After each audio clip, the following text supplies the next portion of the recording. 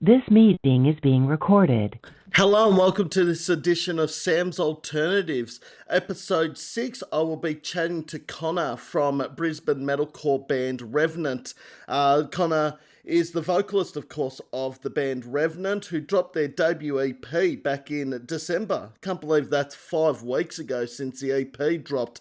Hard to believe. Awesome band. They've been playing a lot of gigs lately as well, which is awesome. I'm looking forward to having a chat with Connor. A big thank you to everyone who has streamed the episodes of Sam's Alternatives over YouTube, shared it, subscribed, liked, commented. It really means the world to me. I just hit over 6,000 total views on the 5 episodes, and also the Brendan and Tim interview with Those Left Behind just hit 1,000 views today. So thank you to everyone for that. I thought I'd just jump on before Connor from Revenant jumps on for a chat. Lots to chat about before we get into the interview. So there's quite a few interviews coming up in the next 6 to 8 weeks with, of course, Where the Devil, Black Moth, Cypher, also Storm the Crown and Nuclear Vision. There's heaps of gigs happening in the next few weeks, including next weekend. There's a whole heap, including The Last Martyr and also Future Static at the Revolver. There's also the Sid Adelaide Metal Festival at Mr. Boogeyman Bar that has bands from Melbourne, Sydney and Adelaide. Forklift Assassins are playing it, Sons of Erebus, Rautism, Distorter, a whole heap of other bands. And then in February's looking like a busy month for live music. Got 2 gigs guaranteed, and then there's a whole heap. I'm just waiting for my roster to come out to see if I'm working or not. So the 2 gigs I'm going to in February already are Day Saints, Heists and Melting, which is an emo night at Stay Gold on the 22nd of February, and also the 6th of February I'll be seeing Taylor Sheridan in Melbourne, who I interviewed middle of last year, which was really awesome. He's doing a regional tour around Australia, which is awesome. For those that don't know, Taylor used to be in the band Taxi Ride, remember Creeping Up Slowly, and also Get Set, probably their 2 biggest hits at that time. But yeah, there's a whole heap of gigs happening. I got a gig this coming Thursday at Stay Gold. It's a fundraiser. Sledgehammer Honey are playing, Select All, The Mods, Jaded State, among other bands. So yeah, just really busy at the moment. I had a gig the Wednesday just gone. That was, of course, it's Last Chance Rock and Roll Bar, the Midweek Crisis. Generally 2 or 3 bands play Midweek Crisis. It's a free gig generally, goes for a couple of hours. It was really good. Spew Balloon and Overthrown. I had heard of Spew Balloon, but I'd never checked out Overthrown and was very impressed with both bands, to be honest. But yeah, so I'm really looking forward to today's chat. Another band that I haven't interviewed before. So 4 of the first 6 I haven't interviewed before. The only 2 I'd interviewed in previous podcasts was, of course, Those Left Behind and Engraved. Chasing Titans, Bentham's Head, Revenant, and also This Point Forward. Never interviewed before. So it's a bit of a mixed bag at the moment. It's some I've interviewed and some I haven't. Now, the Saturday, February 1, the interview with Where the Devil. I have interviewed Ben from Where the Devil before, but this will be the first time we've chatted on a podcast in nearly 2 years. It was like March 2023, the last time we spoke on a podcast. So, yeah, it's quite a difference between podcasts, but Where the Devil have just released Sickened and Stained, and of course the song Counting Bruises was released last year, as was Sickened and Stained. Counting Bruises did very well in the top 1400 best songs of 2024 countdown. They came in at number 22. They weren't actually that far off the top 20. Like, there were a few songs that were on the edge of the top 20, like Jericho Protocol by The Gloom in the Corner, that was in the top 20 for most of the year, and then it sort of dropped out, only just because, Red Hook and Disgust brought out new songs later in the year. They sort of had to go in, and something had to go out, but I guess that's what happens But yeah, 2024 was a great year for new music, and 2025 is shaping up to be as good already. I mean, Cultist, Ultraviolet have dropped new music. Of course, Fire Roots dropped their new single tomorrow.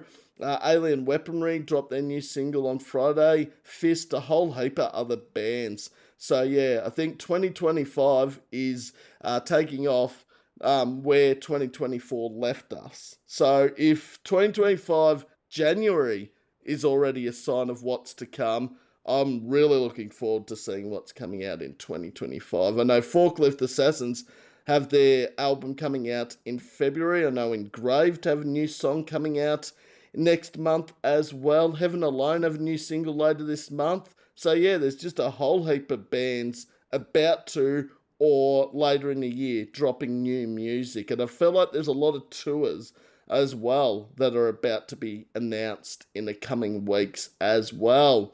There were a few gigs in Melbourne last night. One of them, of course, was at Bad Decisions Bar, which was Ransom Review, Whisperhead, Vault Hill, and the other band, of course, was Inherit Nothing. Amazing lineup. I wish I could have been there, but I had my birthday get together last night in Warragul, so it sort of clashed, which was a bit of a shame. But I'm hoping it went really well. The one at Bad Decisions, 4 amazing bands there too. Like, have a lot of time for all 4 of them. I've seen, of course, Inherit Nothing and Voltil and Ransom Review before. Never seen Whisperhead live, but yeah, that would have been an insane lineup. I think 2025, it's like the year of the big tours or the big gigs, as they say, which is awesome to see. Anyway, I'm just here chatting and talking about a few things before Connor from Revenant jumps on for a chat. Shouldn't be too far away. He said 10 minutes tops, so it could be any time now. But yeah, second Queensland band I've interviewed over YouTube, Engraved being the other one, of course. So we've been to New Zealand, we've been to Queensland, Adelaide, and Victoria. And the next one's back to New South Wales. So it's going around Australia and around overseas as well. Got a few New Zealand bands about to jump on later in the year. Dead Empire and No Life are keen to jump on. Connor from No Life will be sometime in April, which will be awesome. Yeah, there's just a lot of interviews that are about to be announced in the coming weeks and months, which is awesome. Some will be like 2 members of the band, some might be only 1, some might be 3. It's whoever's available on the day or night, as they say. I'm happy with any number of members of the band. Like, if the whole band wants to jump on, awesome. But if, only one's available or they have a specific person that does the interviews, then that's completely fine as well. But yeah, I'm really enjoying doing the WebEx Zoom meetings over YouTube. Connor is in the lobby. I better let Connor in so we can get this interview started. Just waiting. Hello, Connor. Sam, how are you, bud? Yeah, good. Thanks. Yourself? Yeah, not bad, mate. Sorry for the little bit of delay. As I said, there was a bit more traffic on the way back from Brekkie than I was expecting this morning on a 9 o'clock on a Sunday morning. But we're here anyway. How are you anyway, mate? You well? I'm good. This worked out really well, Connor. So when you sent the message last night, I'm just like, well, I got cancelled for my work shift last night about 5 minutes before you messaged me. For lunch. Always the way, isn't it? And you go, oh, can you do earlier? I'm like, oh, you've just caught me at the best possible time. If you messaged me when that text came through, that could have only been better, but... Good stuff. No, I'm glad. I'm in a tribute band, Resurrection, and we've got a rehearsal, and usually we do those rehearsals like first thing in the morning on a Sunday morning, which... Don't get me wrong, is terrible. Like, waking up to drive an hour to get to a rehearsal for 9 o'clock on a Sunday morning is horrible. But, they sent through a message yesterday. They were like, oh, so we're meeting at 2 o'clock tomorrow? And I was like, wait, what? And, they changed it all around. And I was like, oh no, okay, so I've got an interview at like 3:30, so I got to dip out a little bit early, but then it obviously worked out really well in the end anyway. So it's good. Yeah, no, so I had a birthday thing last night because you messaged, what do you want to do tonight? I'm like, I don't know if doing a WebEx meeting during a birthday party would look very professional, would it? Look, on the non-professional side of it, I think I was like 3 or 4 bourbons deep at that point anyway. So I was kind of like, I barely drink as it is. Yep. So it's like when I sent that message, I was like, oh, please tell me he doesn't say tonight. Please tell me he doesn't say tonight. But I was like, oh, if it works out better, then okay. But yeah, it worked out well in the end anyway.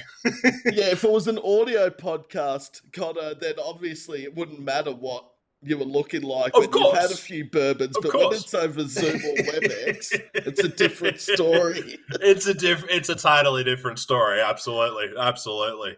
Nah, that's it. So how's the weekend been anyway, mate? You been all right? Yeah, pretty good. It's pretty warm down here in Warragul. Sorry, Gippsland, so people know where I'm talking about. Dude, it's about 30 degrees. Yeah, it's been the same here. Eh? It's like the weather just can't make up its mind what it wants to do. Yep. Like one minute it'll be raining torrentially, next minute it's super hot, and it just makes everything muggy, and it's been shocking as far as the weather goes this weekend. But it's, what does it look like today? It's sort of clouded over. It was blue skies when I left this morning. As I said, that's Queensland for you. It can't make up its mind. Nah. Well, we've got a weather report on this interview apparently as well. So that's it. Think about Revenant, and we're going to do a weather report. So you got to point to each state, say where. Yeah. Anyway. Yep, that's it. Nah. How's your weekend going, Connor? Mate, not too bad. Yeah, just honestly try to do as little as possible, to be honest. It's always, the grind of working the 9 to 5 Monday to Friday, and then obviously doing everything else with the band and the photography and all that kind of stuff. It's when I get a second to sort of sit down and do nothing, I tend to try and take that in my stride a little bit. Yep. Yeah. No, it's interesting, your background. It's like I can see you, but the back of you is all blurred out. I don't know what... My house is messy. Oh, well, that's probably a good... Okay, no, I wasn't implying that it was messy, Connor. It's probably... No, my house... It's funny, I always, like, it's actually not in a bad state at the moment, but, like, there is the potential for, like, my wife or my roommate to walk past in the background. But funnily enough, my roommate is also our drummer. But that's a coincidence. He decided not to. Yeah, he's still asleep at the moment. I can actually hear him snoring at the moment, but that's all right. Unless he's very loud, Connor, I think it'd be very hard to hear it over us talking. He's a typical drummer, let's be honest. I hope no drummers watch this when this gets uploaded. No, I digress. But for those that don't know, of course, Connor is the vocalist of the Brisbane Metalcore band Revenant. I can't believe the EP's been out 6 weeks. It's crazy, hey. Yeah. Like we were looking at the numbers yesterday, and it's usually at the point of sort of starting to die off a little bit on the listens and stuff, but it still seems to be picking up. But yeah, like it's been a wild. It was a wild journey to get this thing out there. Like a heap of delays and a heap of things that sort of came along. But yeah, when we finally got it out there, it was kind of just like it's finally out there, thank God. And yeah, it's wild to think it's been like 6 weeks since we brought it out, and yeah, it seems to still be going strong. Because it's an amazing EP. Like, I love it. Oh, I appreciate it, man. because as I do with all interviews, I'm one of those people that always listens to the EP or album before the interview. Of course. Because you don't want to get into the interview and someone in the band asks you a question, you're like, oh crap, I can't answer that. Yeah.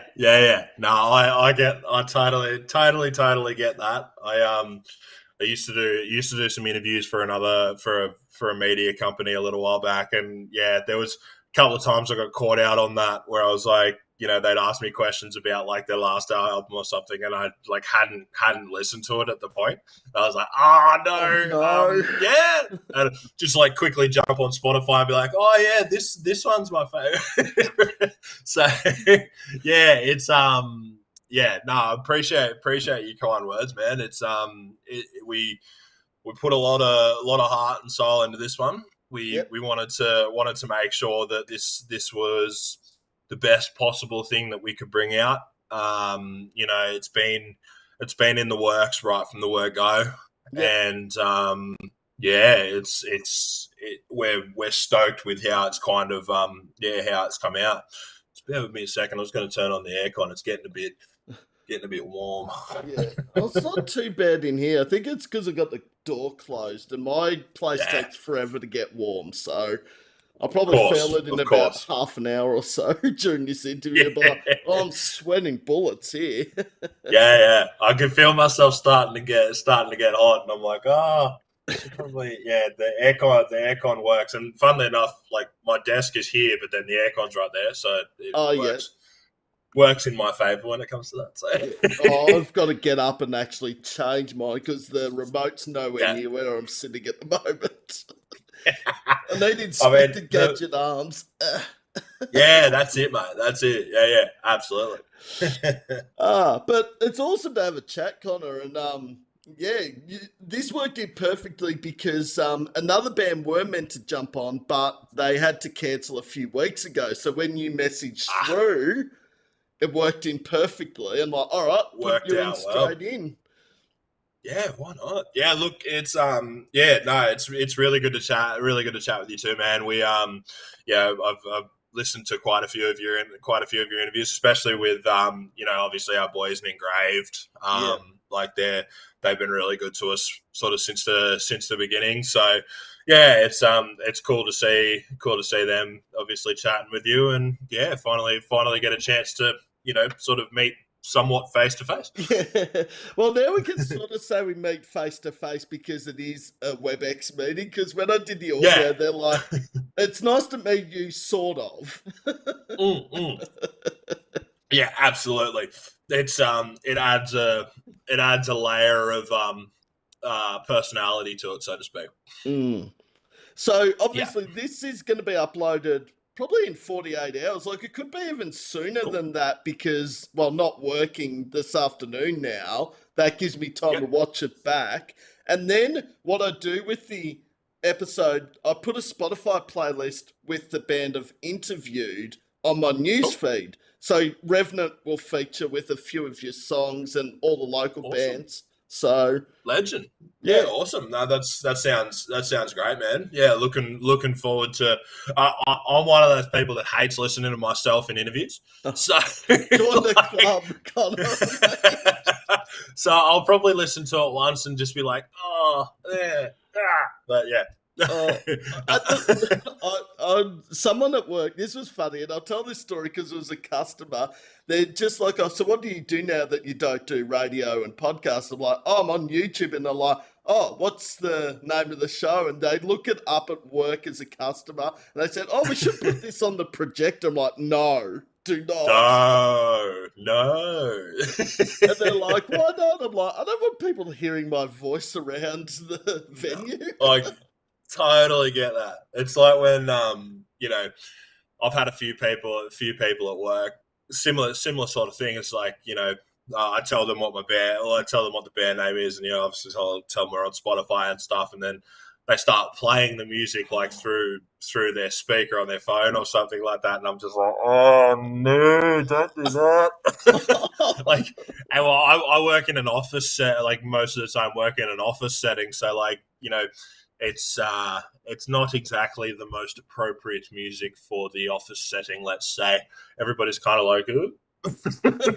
Well, it depends on the office setting. Like, obviously, if it's a 9 to 5 day job where you're in a building with heaps of people, Revenant probably isn't the music you'd be playing. I mean, to be fair, I still have like all of our posters and stuff plastered around the office and all of that. That's shameless self promotion. Why not? Oh, why not? I mean, especially yeah. in Queensland. I mean, you want your name heard across all of Queensland and Australia. That's it. That's it, man. No, a lot of my music wouldn't be played at a restaurant. I don't think any of the local stuff. Maybe some of the more pop punk stuff, but I don't see Revenant or an Engraved or those Left Behind. I don't see any of those sorts of bands getting a play. Let's change the mold. So let's change the mold so it's more acceptable for that stuff to be played in open places. Eh? Oh, trust me, if I was the boss, I would change it straight away, Connor. But I don't think I'm a long way from being the boss, so I don't think that's going to happen. Yeah. No, I get that. I remember New Year's Eve, they had a DJ come in, and one of the workers I worked with said, "Oh, where's the Corn and Limp Biscuit and System of a Down?" I'm like, "You're talking my music." And that's Spirit Box, where's Bring Me the Horizon? And they're like, "It's not going to happen, Sam." I'm like, "I know, but..." Yeah. That's what I always say, like the tribute band that I play in as well, Resurrection. So actually, funnily enough, it's the shirt I'm wearing. It's like I always say, it's like it's the music that all of the cover bands in the pubs and stuff wish they were playing. So like like your System of a Down, your Korn, Limp Bizkit, Linkin Park, all of that kind of stuff. So it's it's a bit of fun, a bit of fun, but it's you've got to be kind of choosy as to where you play it and all of that kind of stuff. So yeah, I get it. Yes. So generally with these interviews, Connor, it's pretty chilled. It's more of a casual chat, as I say. Yeah, man. Yeah, absolutely. We'll find out a bit about Revenant, and then at the end, I love this idea. So I ask the questions to the band, then at the end, Connor has the floor. So the roles get reversed. So you go from being asked to asking. So if you have any questions later on... I got to dig back into what I used to ask all the bands I used to interview back in the day. There you go. Okay, I'll think about that. Yeah, absolutely. And to be honest, nothing's off limits with that as well. Don't say that. What was I asked last week? I was asked what grinds my gears at gigs, which was a question that had never been asked before. I'm like, what does actually grind my gears? Oh, look, oh mate, that would be a whole episode in itself if we were to ask what grinds my gears at gigs. I've got to be careful, but what grinds my gears, and I do it myself. I have done it before. Is talk when bands are playing. Oh. Yeah. And then because the problem is most often 99% of the time, the decibels are very, very high. So then at that point, when they're trying to talk to you, they're screaming in your earbud like, "This is..." And I'm like, I totally get that. No, so I am a culprit for it, though. I've done it before many times. I'm like... We probably all have, hey. It's worse when it's a band you're friends with or you've interviewed and you're talking during their set and you think, "Oh God, Sam, what are you doing?" Yeah. It's funny, we've one time that I remember in particular, like it was sort of somewhat acceptable because I was sitting at the merch desk at the time. But our kind of, as we call, say, band BFFs, Pyrokinesis. Yeah, I remember our last show that we did, we played with them, and I missed, I would say, probably 80 to 90% of their set because someone came up to me and was just like chatting it, like chatting with me directly while I was sitting on the merch desk, and by the time he'd bought a shirt and walked away, Oh they no! they were in their last song, and I was like, no, Oh. what do you mean? I missed the whole thing. Like, don't get me wrong, I've seen those boys that many times that I could probably name every song that they're playing and name every lyric that they're playing, but Yeah. you know, it's still kind of like they're my boys. You know, I'd love to support them, but yeah, it's marketing, mate, marketing. Yeah. Well, it's sort of hard when you are on the merch desk as a band. Yeah. Because you can't just say, oh, I'm wanting to watch this band. Could you come back? You know? Yeah. And I guess that's the grind that we go through as the little local bands. Hey, you know, you don't have the people that are specifically there to sell merch. Although we do actually have someone that does sell merch for us, but yeah, she didn't happen to be there that night. No. So it is what it is. I reckon it's sometimes fun if the band actually sells the merch themselves. I agree. Yeah. I agree. I think like it adds as I said before, you know, it adds a layer of personality to it. You know, it shows like us with Revenant, like we've been big on right from the word go, making sure that we're the band that will go and say hello to everybody. You know, we'll go and, you know, have conversations with all the other bands, not only the other bands, but like the people that are actually coming to our shows. And that's just like, you know, it took us a very long time to get merch. That's a whole other story in itself. But like now that we actually have a merch desk, like it's good to, you know, it's a super easy way to be able to kind of, you know, be able to chat with everybody. You know, everybody that comes to the shows, because, you know, I feel like when it comes to marketing a band, and especially in the local scene, it's a free form of marketing that can leave an impression on somebody. So, you know, I know when I was starting off and, you know, playing little local shows, or even just going to shows and stuff, you know, having those conversations with those bands and stuff at that show, you know, I'd go up after the show and be like, dude, that was so sick, you know, thank you so much and everything. And, you know, just having like genuine conversations with people, you know, left such an impact on me as a beginning sort of musician in this industry. And then, yeah, if I can push that onto other people, it's you know, that's something that, you know, is near and dear to me. And it always seems to get left up to me, because like Damon guitarist and Jake drummer, they are very, let's say, socially awkward. Like they don't do well in social settings. Aiden's a social butterfly, our bass player, and I'm a bit of a social butterfly myself. But yeah, it's good. Like we've met a lot of really great people, and met a lot of people that have been impacted by what we're doing and stuff at the moment. And like we're not even a year in yet, so it's you know, it's been a wild journey so far, and we've loved every second of it. I think you hit the nail on the head very importantly there too, Connor. The thing about going up to the other bands you're playing with, because I don't want to get into trouble here, but I have heard stories of bands that play their show and then like they just like there's obviously reasons why, like they might have had work or they've got something else happening or they've got kids to attend to and that, but at least you could at least go up to the band that put on the show or the organizer and just say, hey, I've got to get going, but thanks for putting us on the bill. Yeah. I totally agree. Like there's nothing that deters me more than seeing bands come in, play their set, and then ditch. Like, and like it's like I understand life's a thing, and I really like everybody has commitments, everybody has things and stuff like that. But I don't know, like there's and without mentioning any names to get like to I don't want to get myself in trouble or anything, but like there is a couple of bands that we played with over this year that you know, we've basically said that we won't play with them again, just for that simple thing, you know, like we've played with them 2 or 3 times and every single time it's been the same thing.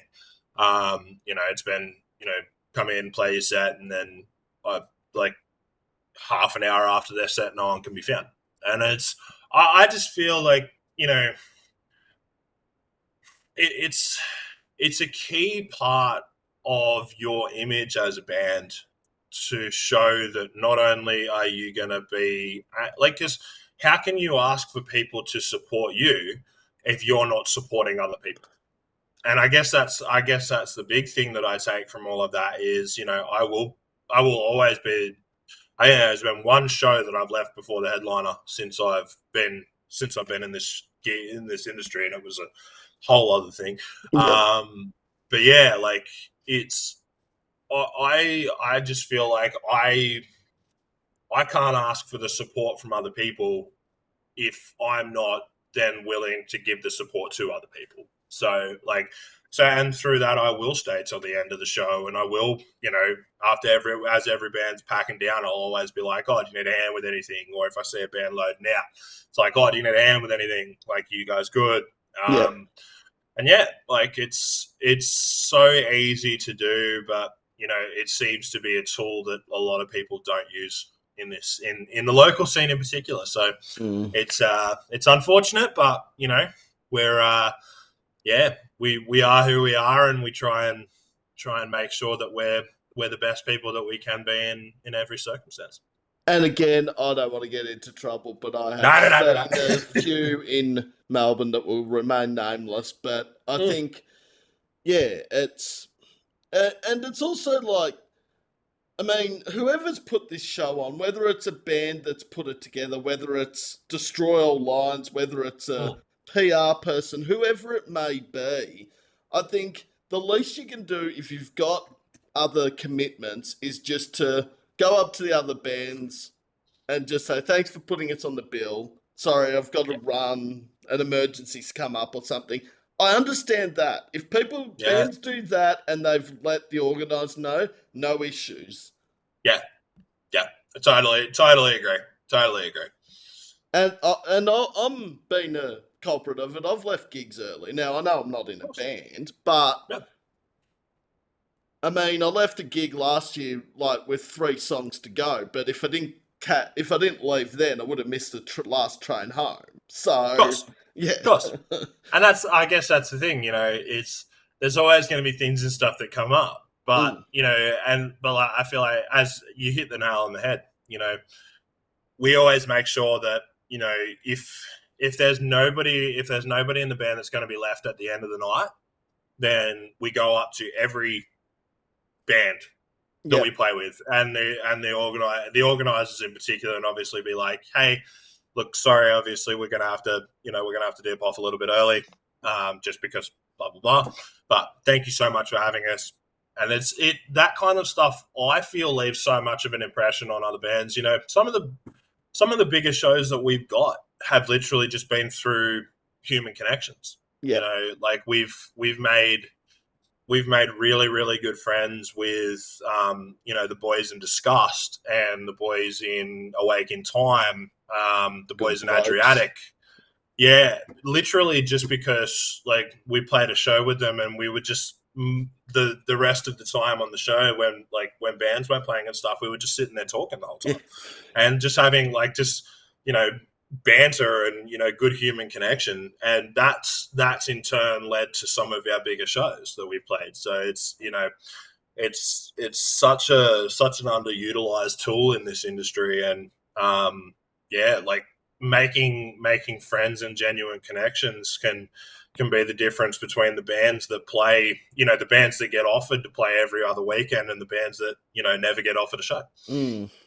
So, yeah, the old Disgust boys. I tell you what, if they're not playing, Trots just loves to sit. I got stuck with Trots in Melbourne, and please, Michael, if you're listening to this isn't a dig at you because I love you.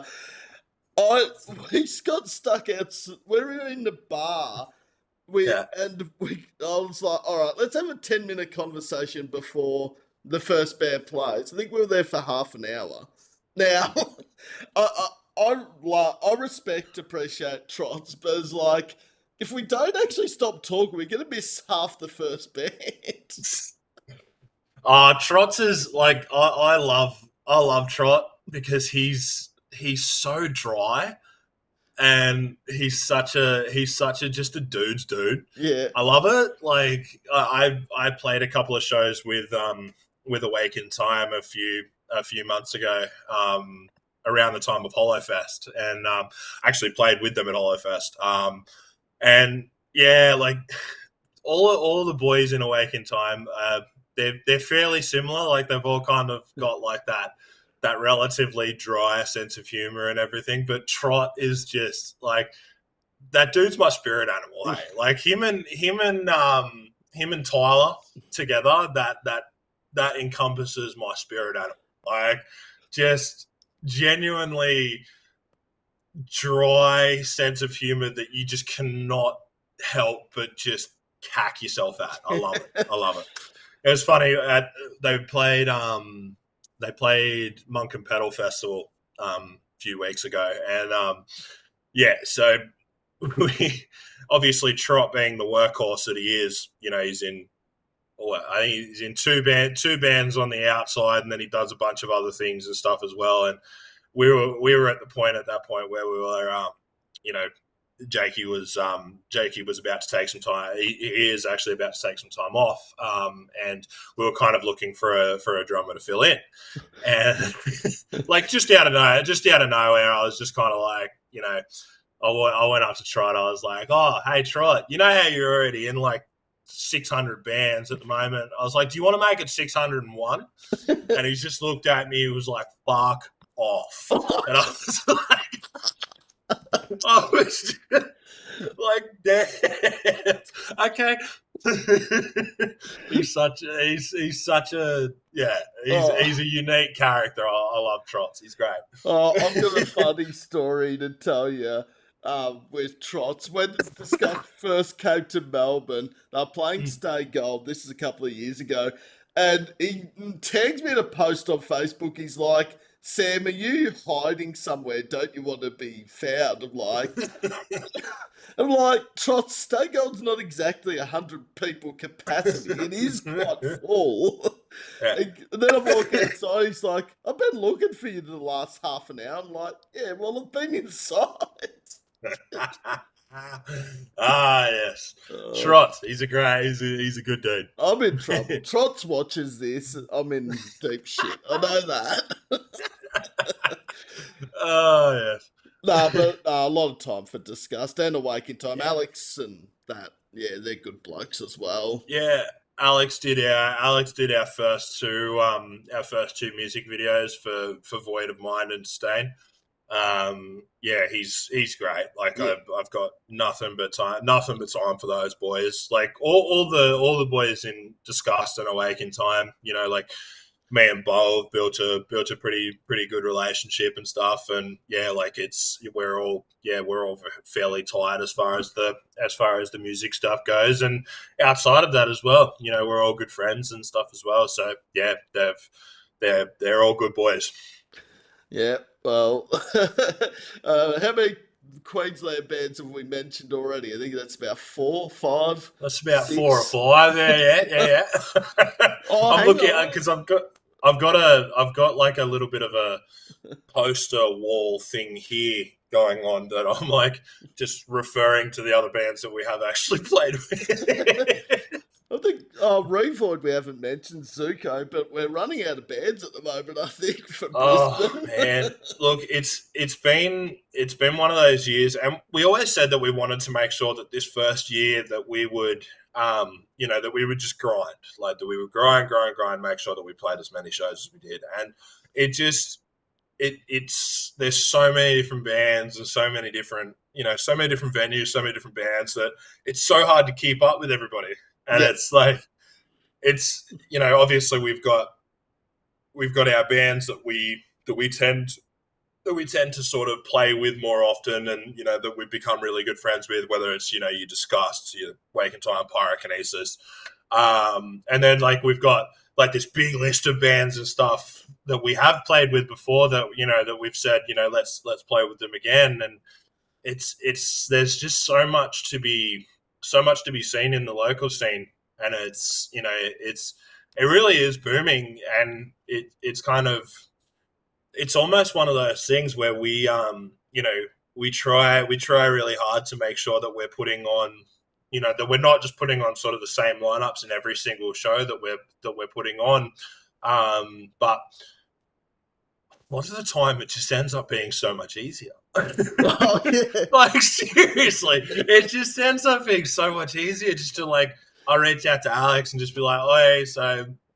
got this date, got this venue, do you want to play it? And, I'll reach out to Pyro, and they're always keen. And I'm like, I often find myself, being like, okay, maybe I need to, take 6 months and just, like, then have a reunion in, like, December or something like that. It's a very wide scene, but then it's also, by the same token, it can be a very small scene as well. Yes. But also, like, if they put on great shows and you know what their performance is like, why wouldn't you want to have those bands 100%. back?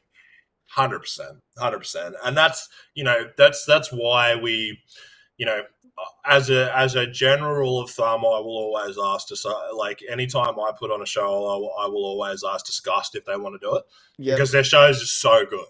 Like, their shows, they are so good, and it's like, and same with Pyrokinesis as well. I'm not sure whether you're familiar with them, but, like, heard the name, but so good, man, so good, and, like, they're a pleasure to have, not only from a live performance perspective, but they're all just such good guys. yeah, Like, they're all, like, like, just really, really down to earth, quirky, weird, great guys. Like, awesome band. Definitely check them out. oh, we'll definitely have to check them out, as well as all the other bands that are here in Yeah, Australia. yeah. Yeah, that's it. I mean, especially Queensland. What's in the waters in Queensland at the moment with the bands? Like Wild Dash and Zuko, Revoid as Yeah. well. I mean, Yeah, Piston Fist, Deprivation. I mean, sorry, Depuration, should I say. There's a whole heap. there's a heap of stuff coming out of Queensland. It's good. It's good, but it's also really bad at the same time, because it's very easy to get stuck behind other bands that are doing, that just are that level above. So, like, where our goal for this year obviously is to try and push out to, more of the interstate stuff. So, looking at doing more in the way of, like, Sydney, Melbourne, trying to hit the rest of Australia within this year, so we don't get stuck in that in the Queensland scene, because there is a lot of bands that do get stuck in that, and it's not from a lack of trying to get out of it. It's, whether it's financial or just opportunity, like, it just sort of doesn't really come, and it's hard to sort of push out into that interstate scene, and then obviously eventually into that international scene. Once it's hard, because we get stuck in the form of comfort, so to speak. Whereas, we, as the same with a lot of the other bands that we have mentioned, we want to push that out. We want to push the bounds a little bit.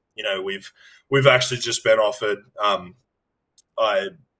don't know if it's been announced or anything yet, but we're looking at doing something probably down more towards your way, in April. So, band that we had on our EP launch tour, Archangel. So they're putting on a few shows and stuff down around that area, in sort of the April time frame. So, yeah, we're looking at getting down there then. Outside of that, like, there's a couple of different opportunities and stuff that we've spoken about. We've made some good friends with some bands up and around the Melbourne area that are keen to sort of have us along. So, it's just about trying to figure out what the right timing and everything, and just sort of bite the bullet. Yeah. Yeah. But you did say something very interesting there, Connor, about finances and being in a Oh band yeah. because Sam is not going to do a rant on Spotify because I've done that to death. But yeah, being in a band is not cheap. No, no, no, no, no. Like it's we've we've prepped ourselves as far as doing interstate stuff and all of that. Like we've made it so that we're gonna we'll take the cheapest car that will still fit all of our stuff in it. And then we've all got swags as well. So like we can just go and roll into a caravan park or something or other, and cheap accommodation. And we try and try not specifically for this reason or anything, but we try to make friends and stuff, obviously, in each different area that we can go to. So then couch surfing might be a thing. It's definitely not a cheap industry. Like we haven't even broken out of the interstate scene yet, and like I wouldn't even hazard to guess how much money we've put into this so far. But the reality of the situation is we love what we do and we believe in this. So it may seem like a stupid expense to some people, but it's definitely like it's what we love.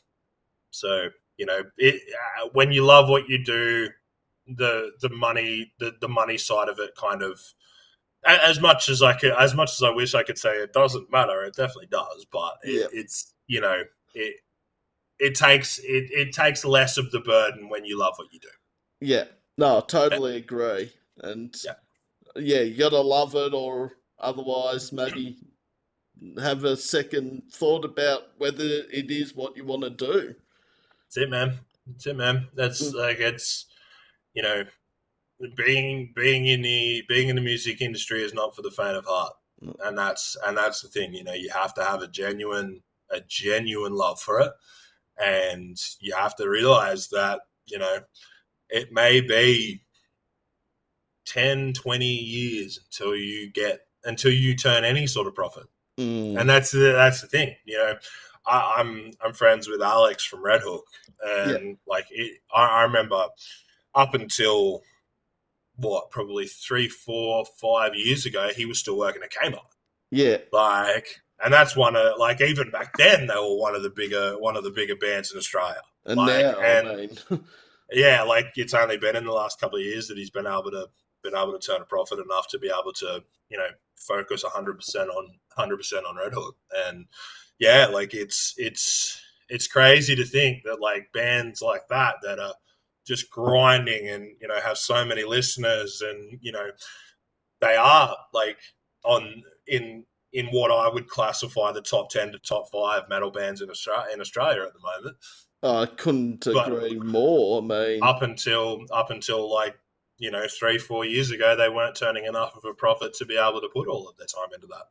So it's crazy. Hold on, no, actually, no. You still got Polaris and in Arts Wake and that. I was going to say, course.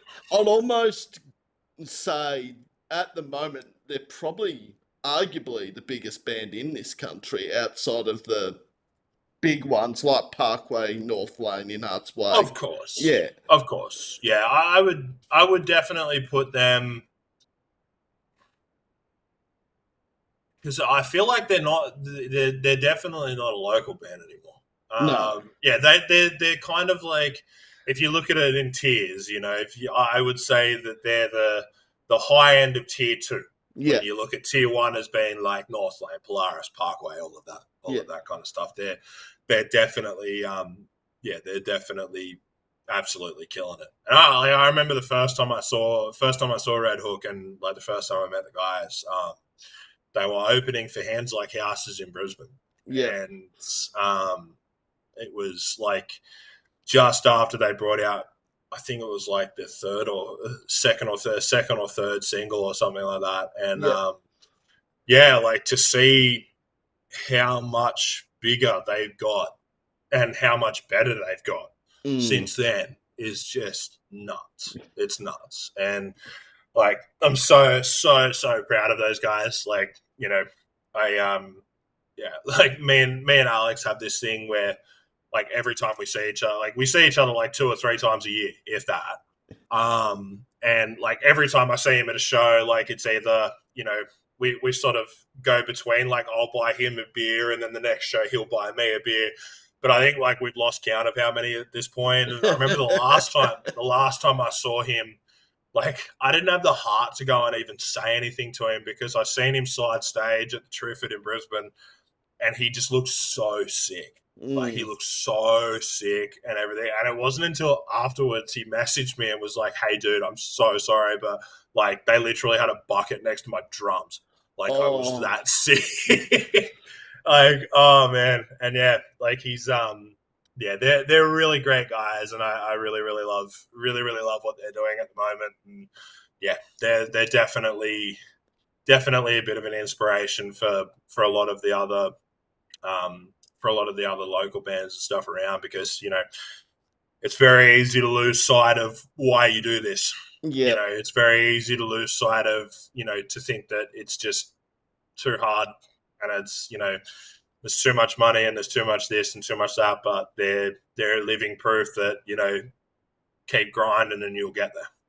And especially for a lot of female vocalists as well out there that are wanting to sort of make a name for themselves. Just look at Emmy. Look at Amaria from Future Static. I mean, there's 2 perfect examples. I'm actually seeing Future Static tonight. Oh, they're playing in Brisbane tonight. They're like Red Hook. They have just come from nowhere. Future Static. Like I would almost put them in tier 2 as well now. Future. Oh, absolutely. Easily. Yeah, no, they're killing it. They're killing it. And once again, nicest bunch of people too. I have a lot of time for Jackson and Amaria. I haven't met them. I'm hoping to meet them tonight. Yeah, hoping to have a chat with them tonight. They're really good people. Are they playing with the Last Martyr up at the? Or is that a different? Oh yeah, because I know Last Martyr and Future are doing a tour around Australia for Liminality, but I didn't know whether they were going to Brisbane as well. Obviously they are.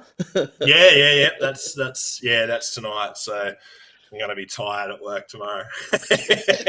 That's all right. All right. I think this might be a record, Connor, of the longest interview without a question even being asked. Actually, I love that. Look, I am so ADHD that like I will literally just sit here and ramble. That's why often I'll sit here, like you'll see me just sit here in silence because I'm just like, that's when my brain is like, okay, Connor, stop. I think it's also, and I've said this to a lot of people, and they look at me or think of it weirdly that I say, when you chat to someone that you've never actually met in person or spoken to much, it feels like you've known them for 15 years and you feel like it's just the most normal conversation you could ever have. 100%. No, I totally agree. And I feel like you and I are fairly similar when it comes to like our personalities and everything. Like we love a good yarn. Yeah. So sharing stories and love a good yarn. Like we're fairly similar like that. It was always a recipe for a interview full of tangents, let's say. I'm not editing any of this, by the way. So. No. Trot, if you hear this, I love you, and you can give me a hug later. And Trot's going to message me on Tuesday and probably say, "Why did you bag me out on YouTube?"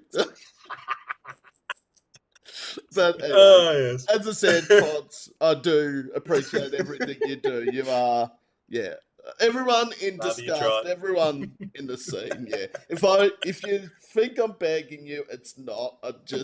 You'll shit stir me back. That's why I'm trying to poke Trots. Yep, 100%. All right. Well, let's sort of get this underway, the interview. So how did Revenant form as a band? Yeah, cool. So Revenant, we've officially been a band since sort of March last year, but Revenant's been an idea that me and my brother Damon, who's the guitarist, we sort of started working on this back in sort of, and I'm going to say the C word, but COVID time. It's all right. Back in sort of 2020 when we were all in lockdown, and my brother had just been he'd been a bedroom guitarist for as long as I could remember, and yeah, like he never really like started writing music or anything like that. He was always just sort of playing covers and all that kind of stuff, but he was killing it. And I said to him, I was like, look, have you ever thought about maybe doing original music?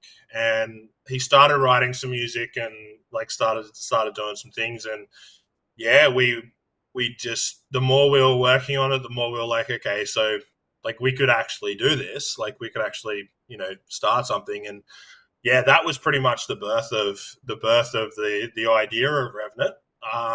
Then in sort of 2022, I was living in Canberra. Damo was on the Gold Coast. Jake was in Lismore. Like we were kind of everywhere. So I wasn't really we weren't really sure what was actually particularly going to happen. I moved back to Queensland in 2023. So 2022, 2023. I don't know.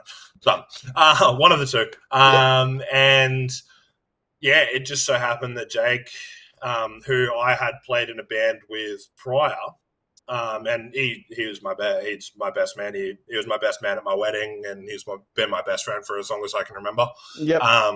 He was moving up to Queensland at the same time. So it was just like it all kind of just fell into place and it worked. And we started sort of working on things in sort of 2023, and just still kind of like this is just an idea, and we started writing some tunes and stuff like that, and see what kind of things came up. Wasn't until sort of the end of 2023 that it really started to take real shape when we got into the studio and started working on Void of Mind and Bleed Within. And then that was when we realized that we could actually do something with this thing, but we wanted to make sure that we did it right. We'd all been in bands and stuff in the past, well, except for Damon. We'd all been in bands and stuff in the past too. So we kind of set this goal that we would take the things that we learnt that we did wrong in the previous bands and make sure that we did the right thing in this band. So we took our time with doing it, and we met Aiden. Well, Jake had already known Aiden, but we particularly met Aiden because he was playing for a band called Vola Inertia. Ah, yes. Yeah. So we met them. We met him at one of their Gold Coast shows a little while back, and I remember Jake just looking at me, being like, "That's the dude." And his energy on stage and everything about his persona and everything was just perfect for what we wanted. So, we asked him if he wanted to be a part of the band because he was the only member of Vola that was actually living in Queensland at the time. Other than that, they were all down in Lismore because they're a Lismore band. So he was keen and joined in straight away, and we released Void in March, and been sort of a steady roll of singles every sort of 6 to 8 weeks ever since. And the rest is history, man. Yeah, because when I saw the name Aiden and bass, I'm like, that guy looks very familiar. And then I look at the Vola Inertia pick, I'm like, oh, duh. Yeah. So Aiden is so Dane, who's Vola Inertia's frontman. So Aiden's his brother. I thought so. Yeah. So we Aiden isn't with Vola Inertia anymore. No. Mainly just because of the distance between, their band is fairly well based in Lismore, whereas he's up here. He's sort of South Brisbane, so it's a long distance. But it was a little bit of a it wasn't until that the Hollowfest show where we played with Vola where we were kind of I wasn't sure how they kind of felt because To all intensive purposes, it kind of looked like we just poached him, which we didn't. Like, we definitely didn't. Like, we didn't. We said to him right from the word go, please, like, keep with Vola, and if anything ever comes up and it's like too much for you to manage to deal with the two, we would expect you to take Vola. Yeah. We were very, very adamant about that, but he ended up obviously just, I think the travel was just too much for him. So so he's now full time Revenant, which is great. And man, that's the rest.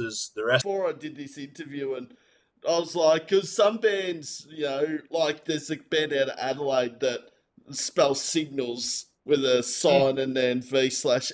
I'm like, how on earth do I say this? And then I saw the EP Revenant. I'm like, all right, it's got to be Revenant pronounced. And that's precisely why we did that.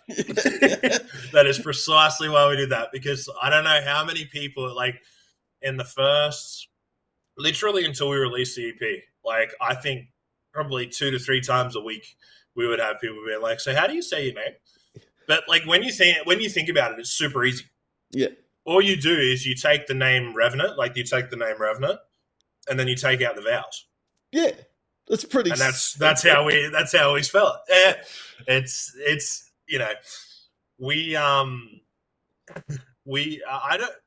there's debate in our band as to how this name came about. I seem to remember Damon coming up with it. He thinks that I came up with it.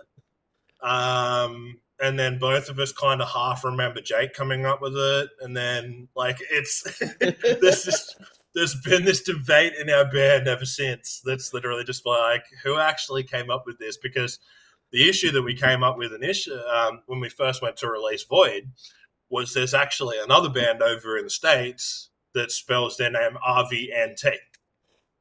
There is two. I saw that on Facebook. They're from Houston or somewhere. Or maybe something like that. So we wanted to make sure that it was different enough from that band so the attention wouldn't be taken off them. So that's hence why we put like the dual slashes in our name as well. Okay. It's, we wanted to make sure that, we were distinguished enough away from them that we weren't taking any attention away from them, and then they weren't taking anything away from us. No. So, it's there was discussions of potentially changing the band name and all of this kind of stuff initially, but we were just like, no, it's if we can't use the slashes, then we'll just use the AUS on the end of it. On the end of Revenant, yeah. Yeah, exactly. So like there's plenty of bands out there that do that. And I think Attack, there's like 3 different Attack at the moment. So like there's like Attack US, Attack UK, and there's a bunch of different ones. So yeah, there's heaps of bands out there that do that. So yeah, that's there's not really a solid answer as to where the name came from. It's a bit of like, that meme with the 3 Spider-Men that are like that. That's kind of how it comes up in our band, but yeah, we are Revenant. Well, that's answered 2 questions in one: how the band formed, and then you sort of said there's no real appropriate answer, or not appropriate, but real story behind how the name Revenant. Because if you said that you thought Damon came up with it and Jake, and then it's sort of yeah. Somewhere along the line, I think it was just all of us. Yeah. Like, we could sit here and say it was him or him, but it was probably just all of us. Like, we're all just like, yeah, okay, that's it. But technically, Connor, the only people that would know the answer who came up with the band name would be the 3 of you and Aiden. If you said, Damon came up with it, I'd be like, I believe that, because I wouldn't know any other way. Nah. Exactly.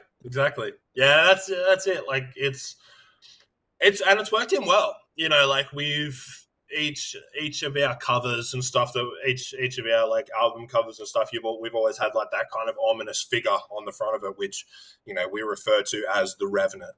Yeah. And we will continue to do that as well. We've actually just finished the the single covers for our next two singles as well, which both use sort of similar aspects to to having the Revenant sort of in the middle. So it's kind of worked as a bit of a symbolistic side of it as well, because the Revenant being sort of Revenant is now I'm going to butcher this, and Damon will probably kill me for it later, but I believe that Revenant is, I think it's like Japanese or something for ghost, or something along those lines. So it's got some connection to ghost. So that's why we've kept that kind of ominous figure, and kept that sort of similarity between all of our singles.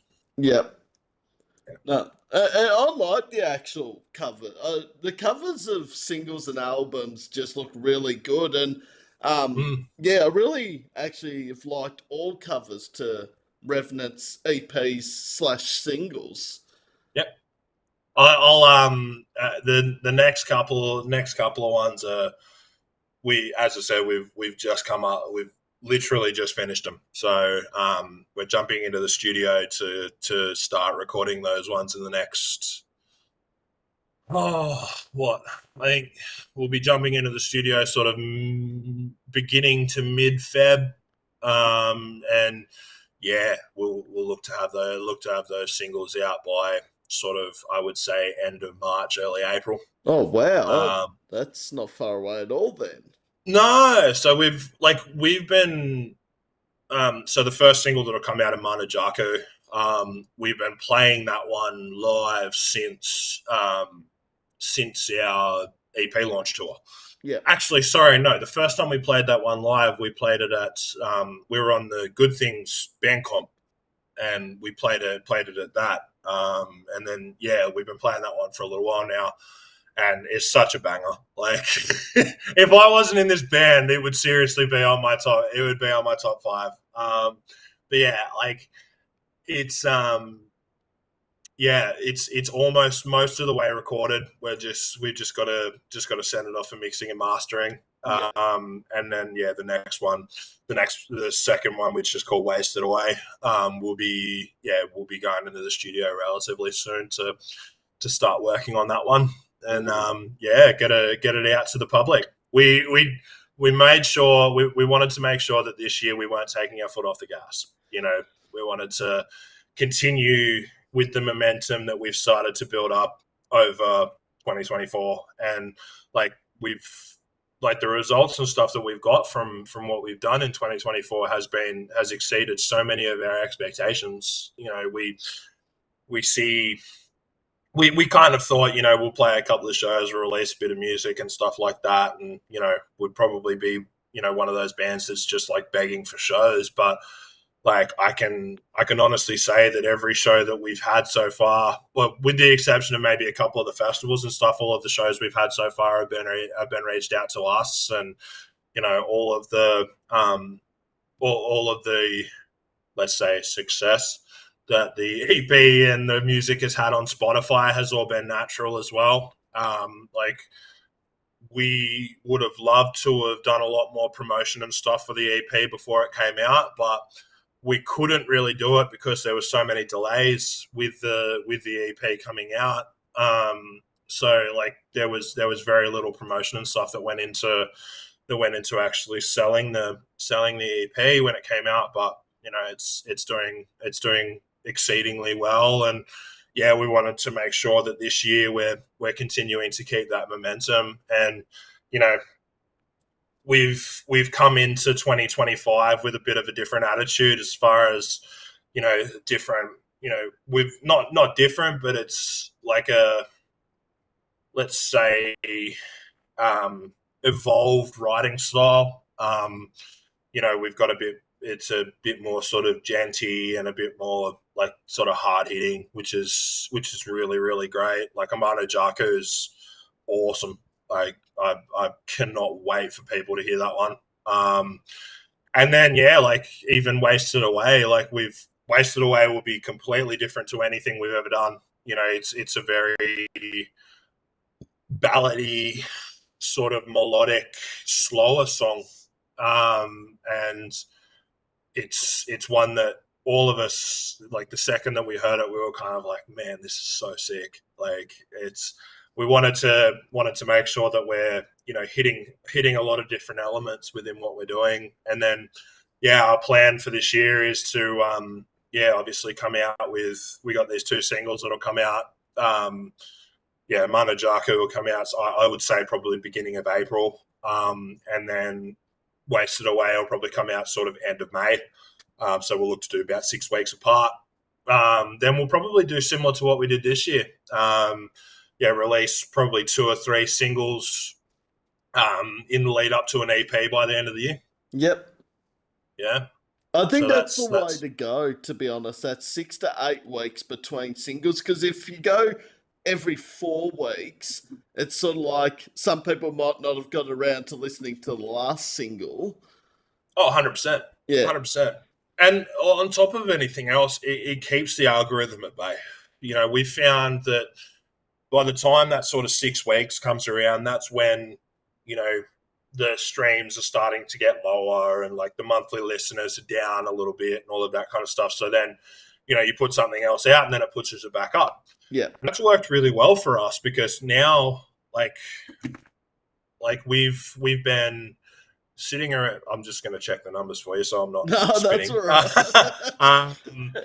Like, we've been sitting around that kind of 3.5 to 4. I think we got up as far as 5,000 monthlies with the EP that's just come out. But yeah, we're like this. It's been just over 6 weeks since we released the EP, and we're still sitting at 3.3 thousand monthly listeners. Like, and that, I think, it's kind of like all of the tracks on the EP are now over 1,000 streams as well, which has been great. And I put that down to just the consistency in which we've been releasing. Like, because as I said, we wanted to put a lot more PR and stuff into releasing the EP, but we just couldn't. Like, we just didn't have the set date. We literally didn't have the set release date until we released it on the Thursday. I think we had the set. We uploaded it to the distribution company on the Monday. Like, it's only 3 days. It's exactly. We ran into a lot of issues and stuff with that, with mixing and stuff for the EP. But honestly, like, it came out every bit as good as we ever wanted it to be. And yeah, I think it's sort of made a really good mark on what we're doing. Well, it's showing. Like, if you're saying you have over 3,000 monthly listeners, that shows that people are listening to Revenant. Yeah. And like, we can beg Spotify all we want, but I mean, those numbers of monthly listeners, even if you had 1,500 monthly listeners, say half that. Yeah. I mean, yeah. I remember when we released Lost, it was the first time we hit over 1,000, and we were all just like, oh my god, we've got over 1,000 monthlies. Like, because we'd always kind of, I remember with Disdain, we came so close. Oh. I think the highest we got was like 980 monthly listeners. And then it started dropping. We were all just like, oh, that's such a tease. But yeah, like, with Lost, it finally hit over that 1,000. And then, yeah, when we released the EP, when, you know, we get to 2,000, and then we got to 3,000, and then we got to 4,000. We're all just like, what the hell? Like, this is mad. Like, this is so, like, and it warms my heart that people are taking this in, and, you know, like, we're getting such good compliments and stuff on what we're doing, and it's, you know, I'm truly proud of what we've achieved in this year. And, like, you'll notice on every single one of our Instagram posts, I always put hashtag just the beginning, because the reality is, it is just the beginning. You know, we've at this point in time, we haven't even been a band for 12 months. No. So, and it is, like, literally just the beginning. Yeah, like, it's, technically speaking, as of yesterday, we've only been a band for 10 months. So, yes. And already 3,300 monthly listeners in less than a year. We're super thankful to everybody for listening and for taking this in and for the kind words. You know, it's 4 guys that have come together to do something that we believe in, and you know that we truly love doing. And you know, we never expected to get to where we are like as quickly as we have, and you know, we just it blows our mind, and we're just so thankful to, you know, not only to everybody that's listening to our music, but you know, everybody that's reaching out to us and telling us that they, you know, that they love our music. And on top of that, not on top of that, as well as that, you know, like the other bands and stuff in our industry that are helping us with this journey as well. You know, as I said, we mentioned a couple of those bands before, you know, Graved, Disgust, like they've been in some part our biggest supporters with all of this, and you know, are a very big part of the reason why we are where we are. So it's been amazing, and I'm excited to see what 2025 looks like. And it's very important. A lot of people might not think this. You might think, what would one message to a band do as feedback? And I'm like, it does a lot more than you actually realise. 100%. Because and like even down to like, I got a message on the chat this morning, on the band page this morning, from a guy that was you know, recommended to listen to our music from another band that we play with a lot, Mesmic, and yeah, like he just mentioned like, oh, I checked out the EP and everything's like, it's really great. You know, I really love it. It's going to be on my rotation for a long time. And like, even just little messages like that and stuff, it really kind of, it makes this all worth it in the end. You know, it's a hard business, and it's not all sunshine and rainbows. No. And I guess that's the thing, you know, from the outside, it looks like, you know, playing music to a bunch of people, you know, that's really fun. And don't get me wrong, it is. Yeah. It's one of the best experiences you'll ever have. But, you know, at the end of the day, it's a grind, and it is hard. But we're so thankful to the people that are listening, and for the support that we've got so far. You know, we've come from, you know, 4 completely different backgrounds, and you know, 4 completely different music industries as well, music interests as well. And you know, it's awesome to see that that's resonating. So if you haven't checked out Revenant before this interview, you've got homework to do. Please. and trust me, everyone thinks, oh, you don't need to do any homework on looking at new bands and all that. There's a whole heap of bands that people mentioned that I actually, straight after the episode, I'm like, all right, I'm going to watch back the episode, but before I watch back the episode, listen to the bands that were mentioned through the interview. So if it comes up in conversation again, you'll be like, yes, I checked out Pyrokinesis or you know, Mesmic, or a band that Connor has mentioned that I haven't checked out. Another couple of bands. There's two other bands that I can think of that I definitely want to give a bit of a shout out to. You mentioned before Wild Ash. Yeah. So funnily enough, I don't know whether you've kept up with their socials, but Monk and Pedal Festival that they did a couple of weeks ago. So I actually sang for them. Yeah, because James. I always get it wrong. So James, again, if you're watching this, I did see that he was sick. Yeah, he was cruel. Yeah. So they called me up that morning. Matt called me at like 8 o'clock in the morning and was like, "Hey, got a proposition for you. Do you feel like? Do you think you'd be able to sing for Wild Ash today?" And I was like, I'd literally just woken up at that point in time, and I was like, yeah, okay. And then they sent me through the set list, and I was like, oh, okay. I got to learn a full set list in like 7 hours and like vocals, which, look, I'm not gonna say it was perfect. Like, there definitely wasn't. Like, there was quite a few songs and stuff that I just kind of improvised my way through. Yeah. But it was fun. Like, it was good. And like those guys have been really good to us. You know, they gave us our first show. Matt actually mixed and mastered Lost, like the single version of that one. So Yep. yeah, they've been really good to us. And like Cody, their guitarist, is like as quirky and weird as us, and he's become one of our biggest fans, which is awesome. And then another band that we've done quite a few shows with that are really, really killing it at the moment is Crave. I have heard of Crave. Yeah, like they are crushing it at the moment, like playing some really, really great shows, and their music is so good. Like, it's so good. Sienna is phenomenal. Like, I don't. Have you ever seen them? I reckon I saw them a couple of years ago.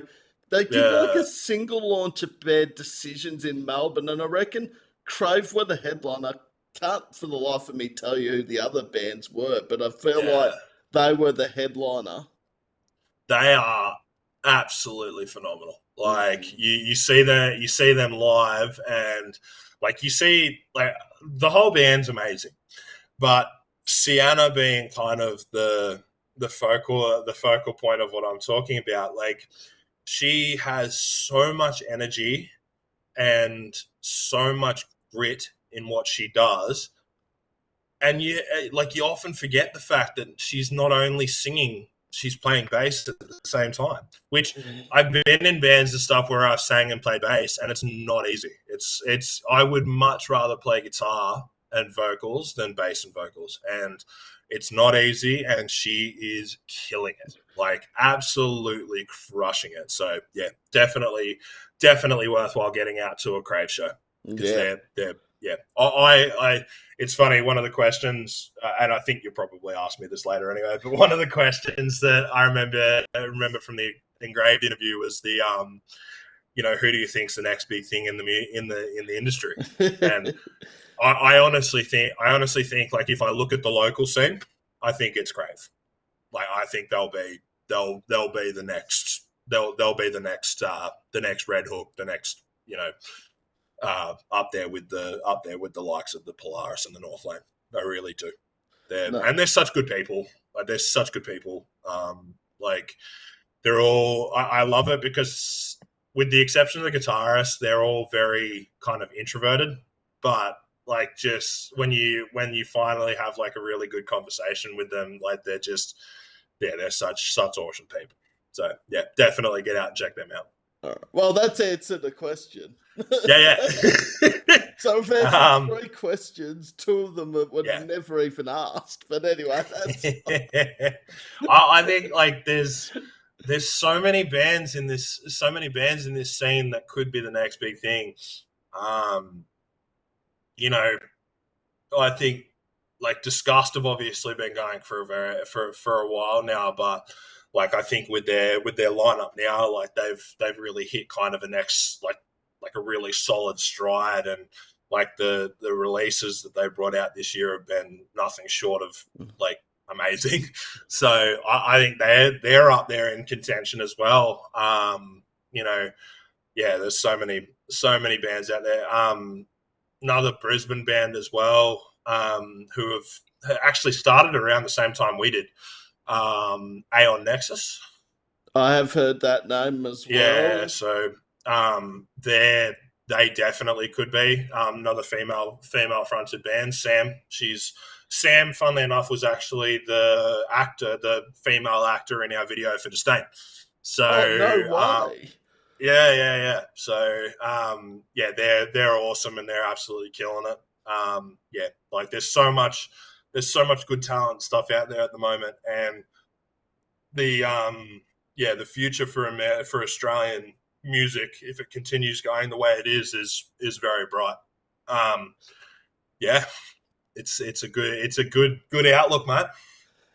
Yeah, and I mean, we're talking about how good the scene up there in Queensland is. Melbourne at the moment, like Future Static and Last Mile are probably the 2 that are, well, are probably there now anyway. Or I feel if there's a band in Victoria that's about to break big, and that like Red Hook have been around long enough, but it's sort of only starting to become big, and that's Ocean Sleeper.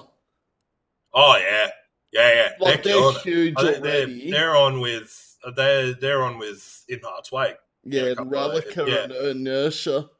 Yeah, I saw them with they just toured with While She Sleeps. Yeah, Yeah, I no. saw them a little late last year. Yeah, they were so sick. Gippy Boys too. I know I sound biased, but Yeah, yeah. There's another couple of bands from out in that Brisbane, out in that Melbourne area that we've definitely had it like we've built a pretty good relationship with. There's a band, Anna. yes, another female Yeah, fronted yeah. band as well. Yeah. We were actually supposed to do a line of shows in Melbourne earlier last year with with Mesmic, Anna, Victoria K. But we ended up having to cancel them due to some financial issues. But like they're Anna's crushing it. Like they've just done I think they just did a tour over in they hit like I think they hit like a bunch of like Bulgaria and a few different like places over in kind of that sort of area, which is like awesome for them. And yeah, like there's quite a few good bands up around that area.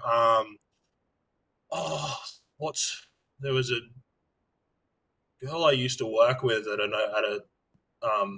one of the publication companies who plays in a band up there, City something.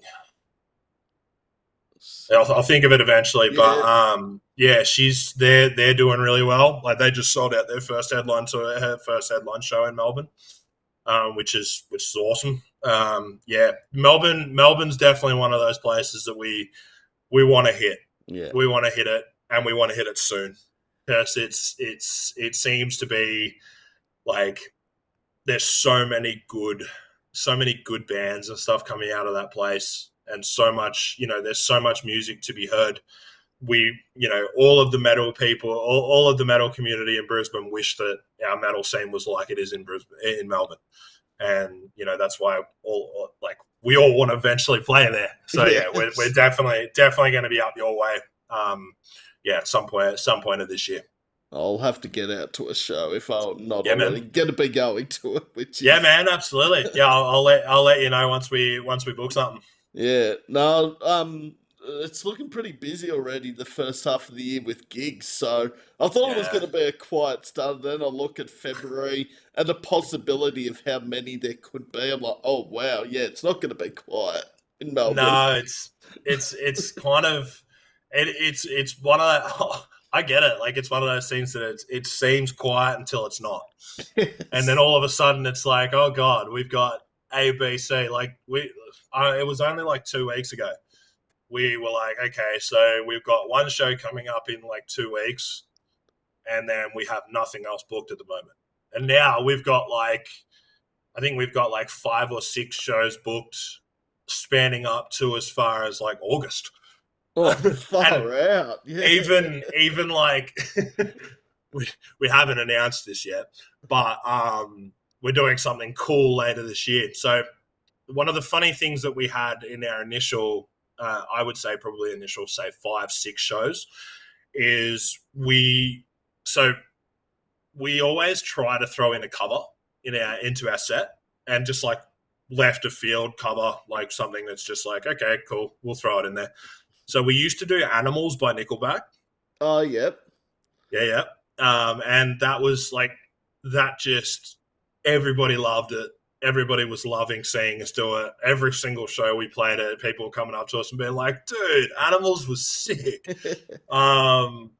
So in celebration of their 25 years of All the Right Reasons, we've actually just booked a show in August where we're actually going to be playing Nickelback's All the Right Reasons in full.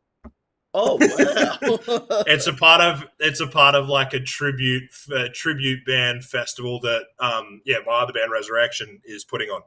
So that's we've been kind of talking about it for a little while, and like we were keen, but then we weren't too sure about like what was going to happen with Jake, and it was like okay, like we're not too sure. But then like we're being the fact that it's August, like we've got a fair bit of time to sort of put it together. So, where we've seen the poster this morning, and we're working on that. So if you find yourself down on the Gold Coast or Vinny's Dive Bar on the 30th of August, you'll see your boys in Revenant playing All the Right Reasons in full. And better look at the photograph. That was a bad pun.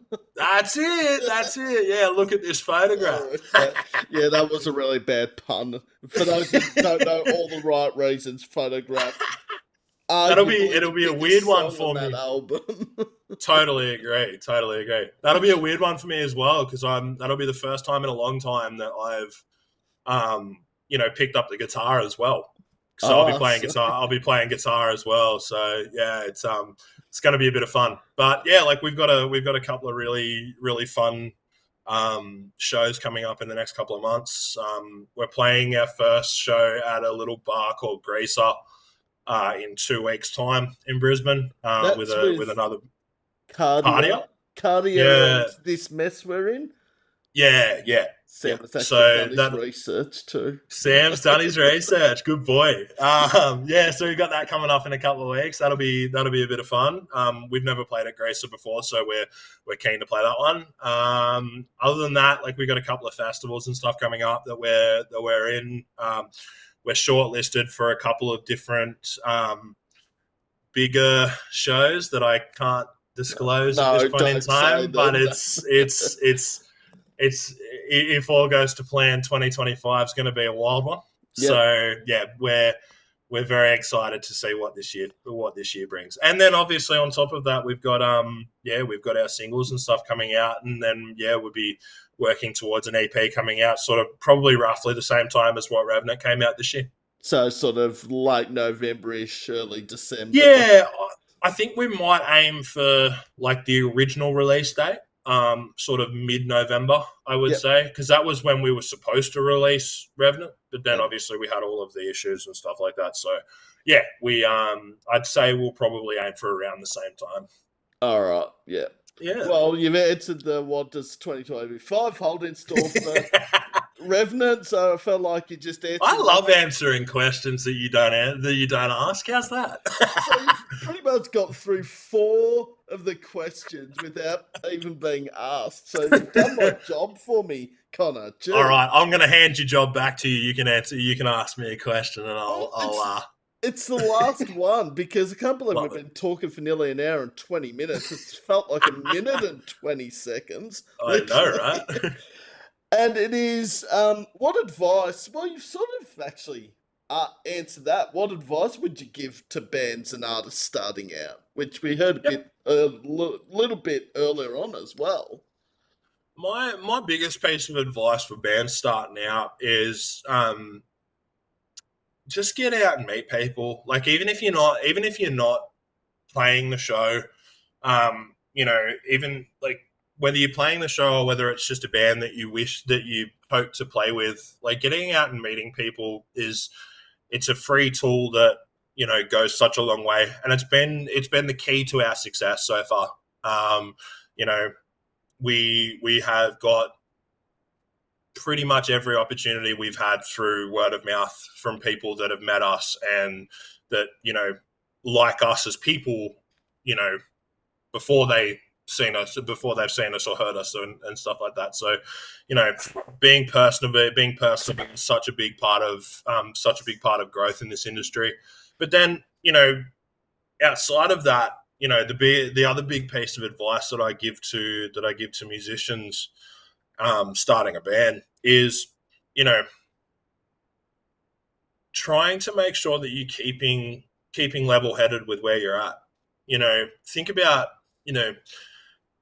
I can think the amount of times this year that I've had to chat with the other boys, and even sometimes I've had to chat with myself and just be like, I'll have some intrusive thoughts and stuff coming in where I'm like, okay, so why aren't we getting these shows? Why aren't we opening for Northlane, or why aren't we opening for Polaris? Why aren't we doing these things? And I think to myself, why aren't we a step further than what we actually are at this point in time? But the most important part to remember in all of that is remember where you are and remember the little wins that you have. You know, I think it would have been probably about 6 months in. You know, me and Jake had this big, I would say, heated argument about like a show that we'd literally just played, where I loved it, but he hated it, and it was like, it was this whole thing of, well, why aren't we a step further? And I just had to sort of stop him and say to him, look, dude, we're 6 months in. We're six months into this, and we're already playing with like some of the bigger bands in this local scene. Like, we're doing well. So yeah, like making sure that you're keeping that level headed. And the third piece of advice that I would give any band starting out is, go into it for the right reasons. If you're not going into it for the right reasons, and if you're going into it basically being like, oh, I want to be a rock star and I want to make $1 million and I want to, live in a big house and, be famous. Yes, there are bands out there that do that. But by the same token, if you're going into it just for genuine love for this, and you're going into it knowing that, it could very well be a long time before you make any sort of profit from this, if you ever actually do, then you're going into it for the right reasons. And all of those burdens and stuff that come in this, all of the financial burdens, all of the time burdens, all of that kind of stuff, it seems so much less when you're going into this for the right reasons. So, going into it because you love what you do, rather than going into it because I want to make money, is so important. It's so important, because I have seen so many bands come and fail because they didn't make money. I've seen so many bands that have, come into this and been like, when they weren't opening for the likes of Northlane and Polaris in Australia, within the first 2 years, they're like, well, yeah, they start to pull away, or they start to lose members because of that unrealistic expectation for where they're at. Yeah. I look at the first year of Revenant, and I think to myself, like, this is insane.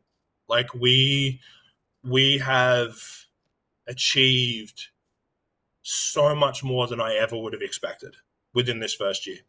And like, to somebody who's been, to the likes of bands and stuff who have been in this for a long time, whether it's your Stepson or your Red Hook or whatever that looks like, the success that we have is minimal at this point in time.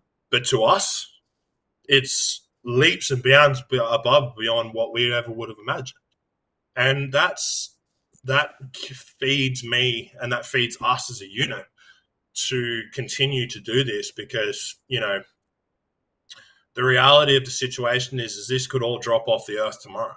Yeah. But I am so unbelievably happy with what we have done in this first year, that if it did all drop off the earth tomorrow, then I would be okay with that.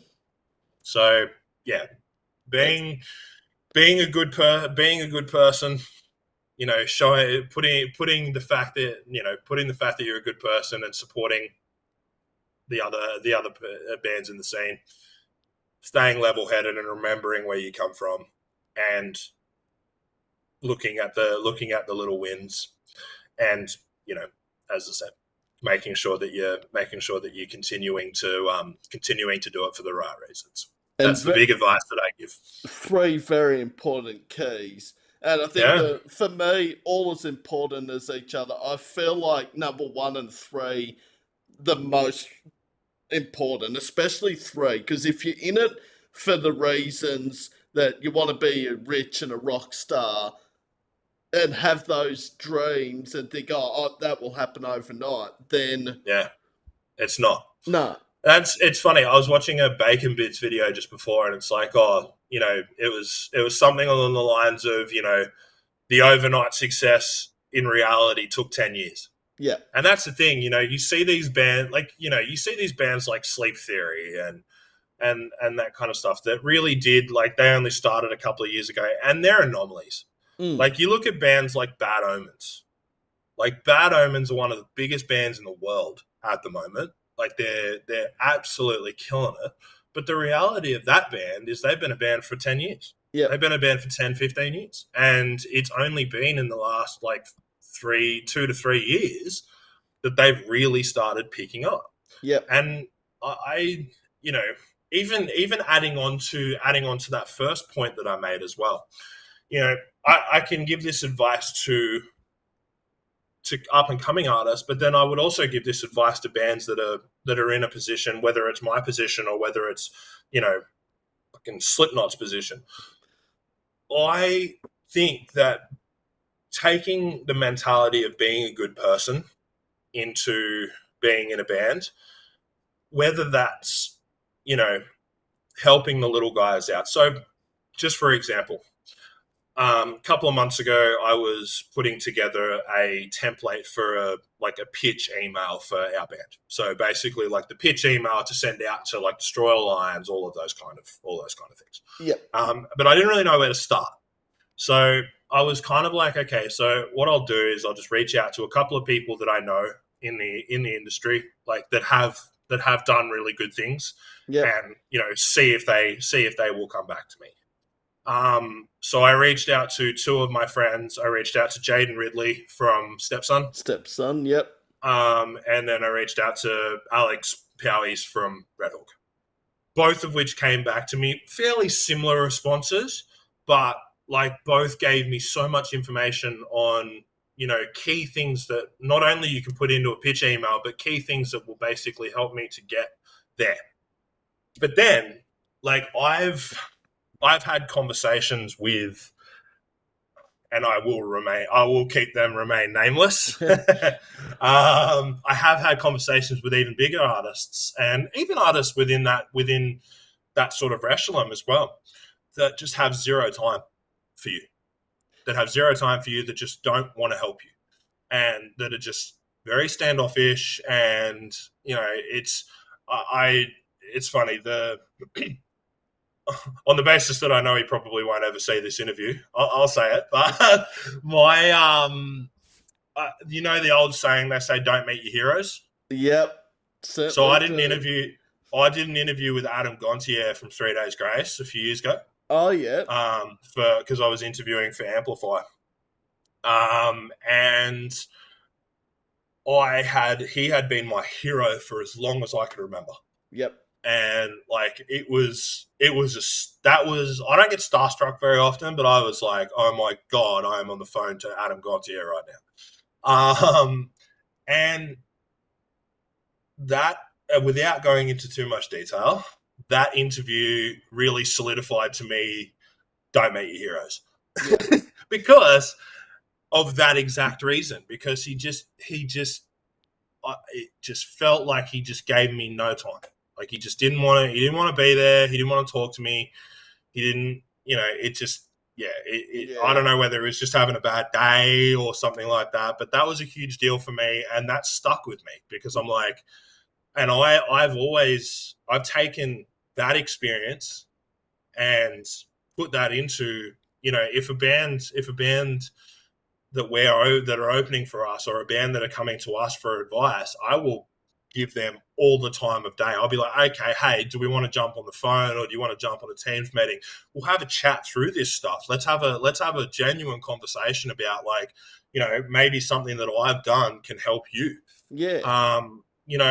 I've, and then on the other side of that as well, like, I did an interview with Howard Jones, quite a few around the same time as the interview with Adam Gontier, and he was so lovely, like, such a genuine, gentle human that just, like, and one of the questions that I always asked was exactly that question, what advice would you give to somebody who's coming up? And I would say probably 50% of our conversation was him just giving me advice. And that's, that's part of being a good human. I feel that we all start somewhere. Yeah. We all start at a point. We're all human. Like we all started, every band started as an idea of, people around being like, okay, I want to do this. Let's try and make something happen. Yeah. Nobody walks into this and is like, I'm going to go for a job interview to be in a metal band. as cool as it would be. It's like, that doesn't happen. But no, like we all started in the same point, and I just feel like I will always, no matter what happens with Revenant, whether we end up on the same echelon as the North Lanes and the Polaris, or whether we just stay in a similar spot to where we are at the moment. Obviously, I hope that doesn't happen. No. Because we all do. Yeah. but I will always take the same mentality into every single interaction with a person. And I feel like everybody should take the same thing, because your time costs nothing. No. At the end of the day. Like if you have the time to sit down and talk to somebody, that might be the difference between whether they actually take the step out to do it or not. And, we write a lot of music, like all of the lyrics and stuff, not all of them, but most of the lyrics and stuff that I write is all about mental health and like my journey and stuff with mental health and addiction and all of that kind of stuff. So, I'm singing about my journey with mental health to try and help people, interact with me as a person, as a human. But if I then turn around and don't give somebody the time of day, what does that realistically look like on me? Yeah. So yeah, I just think, the key and biggest point that I can ever give anybody is just be a good human, because that's going to be like, you could have the best music in the world, but if you're a shit human, nobody's gonna relate with you. No. But if you have, you can have mid-tier music but be a good person, and you'll still get good opportunities, because people genuinely want to be around you.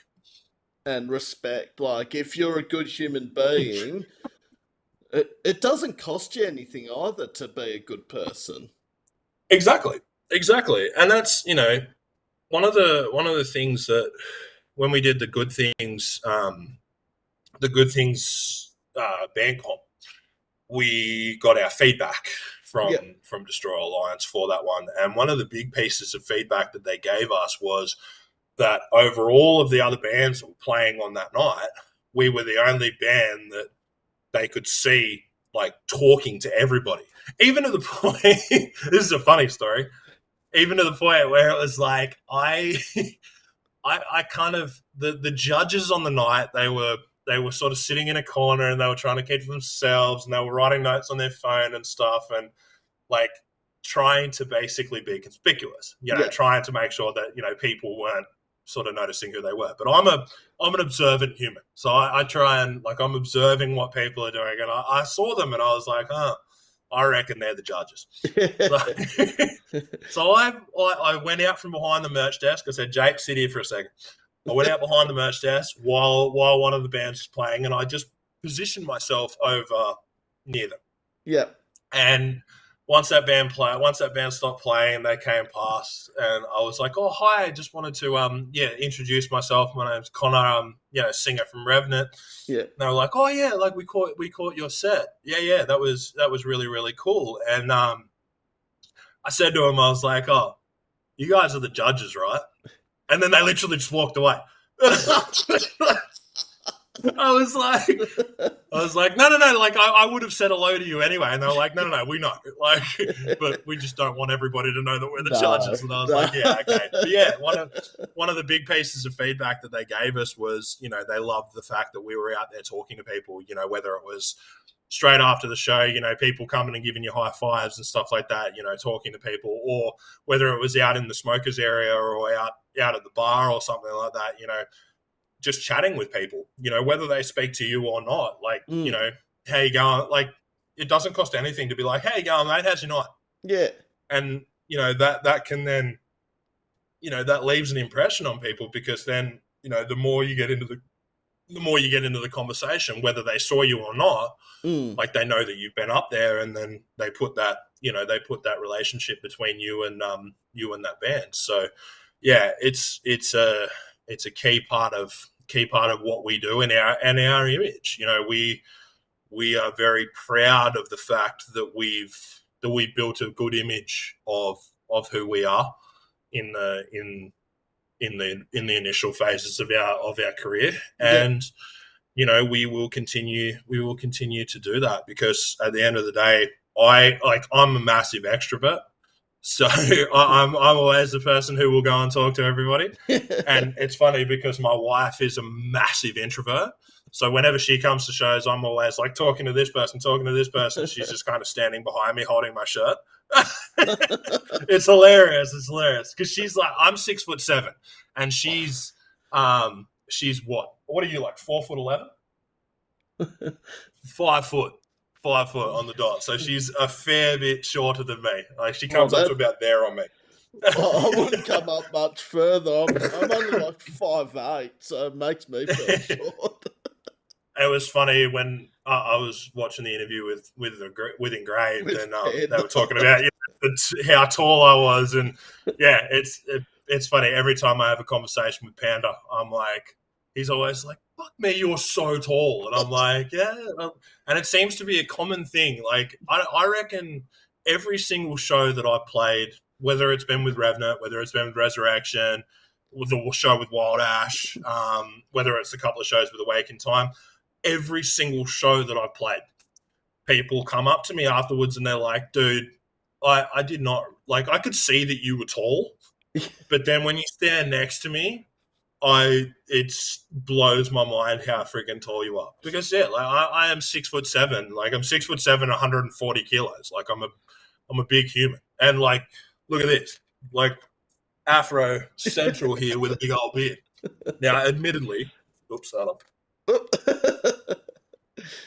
admittedly, the beard, the hair and the beard will be tamed a little bit this afternoon because I'm finally getting to see my barber. Yeah. But like, I'm a big person, but what people don't seem to understand is I'm a big person, and seem like an overpowering person, but I'm such a softie.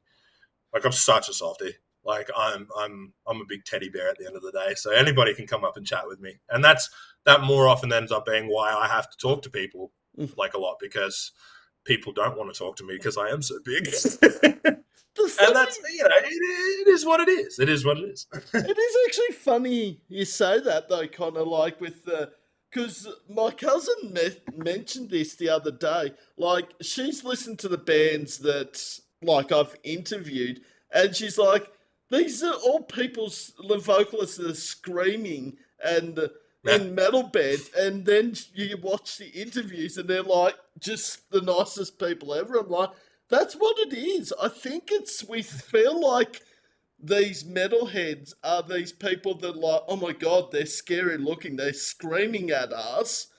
But at the end of the day, I mean, it's totally correct. Like I saw something the other day. It was like metalheads are the people that dress like bad people.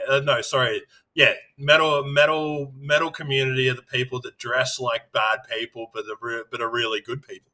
Well, yeah, and that's like I am yet to come across like anybody. Like, don't get me wrong, I've had conversations with people that I'm like, okay, like yeah, righto, but I'm yet to come across anybody that was like that I genuinely didn't like.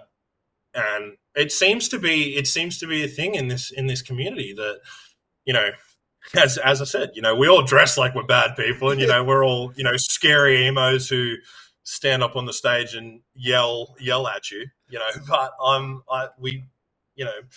anybody all around the world will tell you that the metal community, whether it's on the stage or in the pit, the metal community is a good place, and they're good people, and no other genre of music in the world will you see like, a wall of death or a circle pit where everybody will stop literally if somebody falls over just to help them up and then keep going. Like and I've seen it so many times, like whether it's been up on stage or in a pit myself. Like, somebody falls over, and you literally just see everybody stop, and it's crazy. Like, but then I've seen, like, I've been to, like, techno festivals and stuff before, and people fall over and they literally have to rally themselves up to get up, and it's a totally different demographic. Like, I love the scene. I love going to shows. I love being a part of this, and I love being a part of the movement that shows that this scene is not what it seems to be. So for so long, metal music was always the link to whether it's satanic or all of the bad stuff and all of that kind of stuff. And don't get me wrong, there were definitely some bands out there that were, but like there are also so many bands. There are also like so many bands out there that are just such genuine, gentle people. Like, I chatted with Jesse Leach from Killswitch not long ago. They played down on the Gold Coast, and like that guy is just standing up there screaming at everybody, like calling people out, like he's such a force on that stage. Yeah. But then when I spoke to him after the show, he's so kind-hearted. He's so soft. Like, he speaks like this, and he's such a, like, it's crazy, man. Like, and I've seen so many people like that. Like Dave Draymond is another perfect example as well. Disturbed, like there is such a negative overtone of this industry that doesn't need to be there. And I think that, I'd like to say that I'm, part of some of the movement that's trying to turn that around, so to speak, let's say. Oh, is that the time? Because sorry, I only just realised it's nearly 1 o'clock in Victoria. So I don't have to leave it. I don't have to leave until like 12:31ish. I feel I got my times wrong. So right. Yeah, whenever you want, whenever you need to wrap up, I've got time. I'm feeling like, I feel like we've spoken about a lot, and there's enough to We've spoken about everything. Now, the fun part is the roles get reversed. So I'm now the person that's getting asked the question. Connor's the one asking the question. So, nothing's off limits. I've got a couple.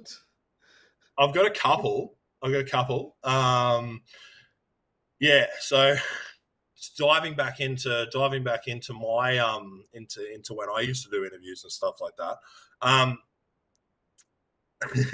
won't ask you the latter side, but I would say what would you say is the best interview you've ever done? Like, what would you say? Who's the best person that you've spoken with that you'd say you just connected with, and the interview went so well, and everything like that, and you came out of it just being like sick? Can I be biased? And this looks really bad when it's the interview I've just done. Oh yeah. And I felt like just because, as you mentioned, with some of these metalheads that are sort of, screaming at the top of their lungs, I feel like, this has just been, because when you listen to Revenant, it is quite loud, and I'm just like, Connor's going to be screaming at me and all that. Nah, I'm a teddy bear, mate. You ask anybody that's played with us.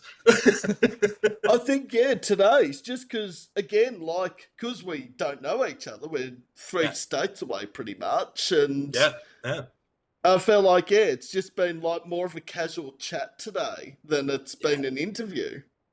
I appreciate it, man. No, I appreciate it. Look, it's I've loved obviously chatting with you. It's been, as I said, I feel like you and I have very similar personalities. So it was, as I said, I think we were doomed right from the word go, that this was always going to end up being like a super long chat and so many different tangents and all of this kind of stuff. It was always going to be like that. Yeah. Like, from the second that I started watching your interviews, I was like, okay. These interstate bands, it's like, we're going to have a short chat today. It ain't happening.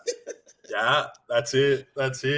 Okay, next two more questions for you. If you could interview anybody, dead or alive, who would it be? I'm going to give an answer to the dead and alive. I Yeah. always would have loved to have interviewed Joey Jordison for people who are no longer with us, from Slipknot, Murder Dolls, etc. I actually have a funny story about that. So when he died, around the time he died was around the time that I had just started getting into doing the interviews. Yep. And it was like, I want to say it was like 2 or 3 weeks before he died. They were trying to set up an interview with him and Wednesday 13, so Murder Dolls. Yep. And I was actually going to be the one who did that interview. But obviously didn't end up doing an interview. But then later, I think it was like a year or two later, I spoke with Wednesday 13 and I mentioned that to him. Yeah. And it was just this crazy turn of events that ended up happening there. So yeah, crazy little coincidence there, mate. But I think it'll be a tie probably between Jordson and Bennington, but obviously neither of them are going to happen anymore. Sadly. See, I would. My answer to that question would always be Chester. Yeah, he has been such a massive influence to me all my life, and yeah, I am eternally grateful that I saw Linkin Park a couple of times before he died. But yeah, obviously, wish I had the chance to have met him, because I reckon he would have been an absolutely beautiful human. Yeah. Yeah. Now for the alive one. Alive, here we go. There's a few, a lot of them being crossed off. In Australia, I feel like I'd love to interview Winston. Like, if we're going top shelf, Winston McCall from Parkway Drive, obviously. Have you met him before? No, never met Winston at all. I met him once. So they played. They used to play at the high school in Byron Bay back when I was living in Lismore doing my uni, and I went and saw them. They so random, like Parkway Drive, Thy Art Is Murder, Memphis Mayflyer, and The Word Alive at the RPC of a high school in Byron Bay. Like, that's one of those shows that you see at like you see like arena shows and stuff like that. And I'm watching this at a high school in Byron Bay. But yeah, I met Winston after the show, and he, like, everyone I met that day was so sick. Like, I met what's his name from Memphis, the singer. But yeah, Winston, like, such a cool dude. I put him down to his personality reminds me of a cross between Jack Black and what's his name? That's Not a Knife. Paul Dundee. Good on me. Paul. Hogan? Yeah. Paul Hogan. Yeah. He's a cross between Jack Black and Paul Hogan. He's an Aussie. He's an Aussie, but he's a weird, awkward, and it's so cool. Like, he's so funny, and he's a really, really great guy. So yeah, if you ever get the chance to interview him, definitely take that. He's a great guy. But no, I love those questions. But any number of if they were obviously musicians that passed away, Cornell could be thrown in there, and absolutely, Kurt Cobain, obviously. But I feel like Kurt would be a weird one, hey? Yeah. I feel like I've seen so many interviews with him where he was just taking the piss the whole time. Yeah. Like, I feel like it'd be a funny one, but you would never know if he was serious or not. No. But it's the same as Dave. Like, I've met Dave Grohl once, and like, he's the same. Like, he's just a genuine, gentle human, but he's so sarcastic. Yeah. I love it. Okay, and then my third question. If you could, in a scenario now, think about alive bands and then think about dead band, alive or dead. If you could put together an ideal 5-band lineup for a show, what would it be? And you can think local, you can think big bands, you can think any band, dead or alive. All right. Linkin Park and Slipknot for international would definitely have to be on there. Yep. Who would headline? Well, who would headline? Probably. I was going to say who would headline that show? Like I would say probably back in the day, back when they were playing. I would probably say Lincoln would headline over Slipknot, but if it was these days, I'd say Slipknot would headline over Lincoln. So it'd be Slipknot and Lincoln, and then on the Aussie front, it would be Parkway, Red Hook, and Polaris. Ooh, that's a killer lineup. But then Parkway would have the argument that say, we want to headline. Well, they very well could too. Like I don't know whether you went to the 20-year show that they did just recently, but living to regret that. It was unbelievable. Yeah, look, I think Polaris are my favorite band. 100%. Like without any shadow of a doubt, Polaris are my favorite band. So I'd love to see how far they've come. And like that last album, oh my God, it was good. And also the other factor with the last album now with Ryan, yeah. That was so sad. Because I knew Ryan. Like I'd met him a few times, and yeah, he was another one of those guys that was so gentle, so soft spoken. I've got this cracker photo with him and my brother after they played on the Gold Coast, where like because Ryan was really short, and then Damon's kind of like he's not my height, but I'd say he's probably 6'2", 6'3". Yeah. And then you're 6'7". But like Damo's like hugging Ryan and like patting his head like it's everything's okay. I've got that photo and I've saved that on my phone, and it's just the best thing ever because it embodies exactly who Ryan was. Yeah, like Ryan was such a genuine, amazing person who just would do anything for anybody, and they all are. They all are. Like even when funnily enough, when we were recording the EP, I wanted somebody for a guest vocal on Destruction. Yep. So, like, being my optimistic self, I reached out to Jamie. Yep. Jamie Hales. And I reached out to a few different people. Like, I reached out to Marcus from Northland. I reached out to Emmy. I reached out to a few different people. And, like, Jamie was actually the only person that came back to me. And he was like, look, dude, I 100% would, but I'm not going to have the time to do it, and I'm just not really thinking I'll take on any guest slots at this point in time. If you have any in future, let me know. Yep. And I'm like, this is the guy that I love all of their music, and I like the only reason I'm going to Knotfest is for Polaris. Because I've seen I love Slipknot and I love Day to Remember, but I've seen them so many times that it's just not really worth it anymore. So, but Polaris is one of those ones where it's kind of like I will go and see them every single time they are over here. Yeah. And yeah, like to have that response from him, it sort of circles back to what I was saying before. Just being a good person.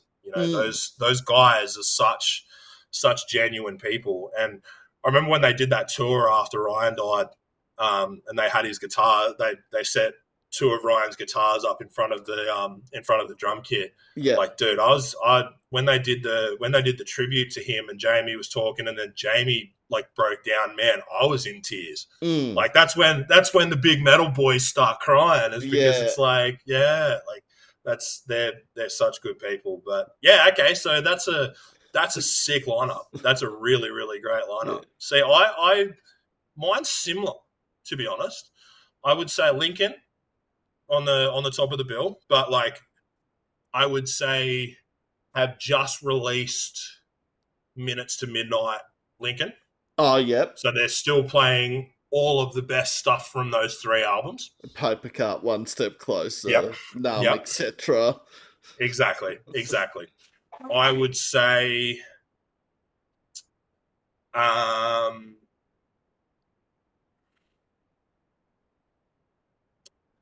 probably Parkway. Then I would say North Lane. Then I would say throw a bit of something different in there. Throw a bit of something. Orbit Culture. That is something. Have you heard Orbit Culture before? I have heard of Orbit Culture. Oh my god! Completely different. Oh my god! The other 3. So a bit of different, but I love it. And then bottom of the bill, I would say now. You may not have heard of these guys before, but I highly, highly recommend you go and check them out. Band called Post Profit. Well, there's another band to add to the homework. So they're from over. They're from over in the States. They've just signed to same label that Stepson's on. I can't think anyway. But yeah, absolutely awesome. Like so good, such good guys, and their music is phenomenal. And like truth be told, with me, you could ask me that same question next week, and I would give you a completely different lineup. Like it's my music tastes are ever changing. And one last one I've got for you. What's the best band you have ever actually seen live? If you had, no, I'll make it a little bit easier because you'd probably be the same as me. What's your top 3? I think Parkway Knotfest 2023, the first Knotfest. Yeah, because you would have gone to the Melbourne show. Yeah, Parkway just blew me away. They were so sick. Although Winston lost his voice in the Brisbane show, but even then he still powered on. And such a trooper. Out of Melbourne, but that's another story for another day. Did too. Yeah, that's right. Yeah. So Parkway, Knotfest 2023. 3. Yep. Architects Unified 2018. Only reason, sort of similar to Ryan with Polaris. It was the first show they played in Australia after Tom's death. Yeah. And I remember, even though I don't get emotional very much, they did Doomsday at the end of their set, and I'm like, oh shit, this is going to get hard. Yeah. And like, because it's the last song Tom wrote and all that, and it's just like, yeah. And then someone put a meme up saying, I don't generally cry, but if you're playing Doomsday for the first time in Australia after Tom's death, you're going to get the whole crowd in tears. Yeah. But that stood out for me. The other one is actually Stray from the Path at Unified 2 years later, 2020. Because I'm yet to see them yet. Because outside of Goodnight and First World Problem Child, up until then I hadn't actually heard much of Stray from the Path. Yeah. And then the last 2 songs they played, funnily enough, were Goodnight Alt-Right and First World Problem Child. I'm like, oh, this is the best end to a set. The 2 best songs, in my opinion, of Strays, and ending on them. And I just like walked away saying, how have I not known more about Stray from the Path before this set? Oh, I totally agree. I lie, actually. I have seen Stray from the Path. They played on the same show that Ocean Sleeper played with While She Sleeps. But it was a similar thing. Like, I didn't really know them. No. Like I knew like some of their music and stuff. Like I knew kind of like the bigger songs and stuff that they had. But yeah, I would like to see them again now that I do actually sort of listen to their music. But with my top 3, I would say Linkin Park at Soundwave 2013. That was so unbelievably good. That whole lineup Um, was unbelievably good too. oh, dude, 2013. I miss Soundwave every year. I'm like, good things is good, not first is good, but like when you see what like Soundwave was, and it's like, Yeah. oh man, we just don't have it anymore. Nah. But yeah, Lincoln Park at Soundwave 2013. I would say now this is a tie between Avenged Sevenfold at Soundwave 2014 and My Chemical Romance at Big Day Out 2012. It was the last tour they did before they split. Oh, yep. It was so good. And then number three, I would have to say, um, it'd either be Polaris on their, I can't even remember when it was. It would have been maybe 2019. It was the More than Coil, was it? the album after that. Oh, Death of Me. Is it? Death of Me, yeah. Yeah. It was that tour because they played with, what was it, Crystal Lake, Wage War. I can't even remember who else it was. It was a sick lineup though. Yeah, it would either be that one or it would be the last time that North Lane. No, sorry, the time before last at North Lane were out here. So it was the tour that they did just before they released that last EP. Oh, yeah. Yeah, they played that big show. They played that big show at Fortitude Music Hall, and who was on that? It was Era, it was Landmarks, and Was it Banks Arcade? Banks No. Arcade. Yeah. That's right. Yeah. And like, just like the whole night was sick, Yeah. but that show, that Northland show was so unbelievably good. And then like I would even have to probably tie that in with Polaris the last time they did their own solo tour as well. Who was on that one? It was Clarence, Kublai Khan, and August Burnt Red. Oh, Kublai on any lineup Like alone. you can't get a better lineup than that. Like that's an unbelievable lineup. So yeah, I've seen a lot of bands and I've been to a lot of shows. I'm grateful enough I was working for Amplify for a long time, so I went to a lot of shows. Obviously, not having to pay for a lot of shows. Yeah, but like I would say those would be probably my. I could say top three, but that's like what, six. Couple of ties in there. couple of ties in there, and that's like you could even throw in Metallica in 2013 as well. Like they were unbelievable. Yeah, so many to mention. So yeah, that's I've been very grateful to see the amount of bands that I have, and yeah, obviously my number one, I would say, has to be Lincoln before Chester died. I am enjoying what they're putting out now. I think Emily's really good. And I think that what they've done is a good thing from the basis that they've done it so it's different enough from the original that it's not like it's trying to take over the original. But yeah, I think you'll never match it. Like it's the stage show and everything that Chester had was just something that just absolutely can't be matched. And like with Resurrection, we've done a couple of shows where we've done like full Linkin Park albums. We've actually got a couple more coming up for Hybrid Theory this year. And like it's so hard to try and emulate anything even similar to what he did because he is so good. Yeah. Like he is so unbelievably good. So yeah, he was definitely a massive loss to this industry, but yeah, never forgotten on that. Never forgotten on that front. No.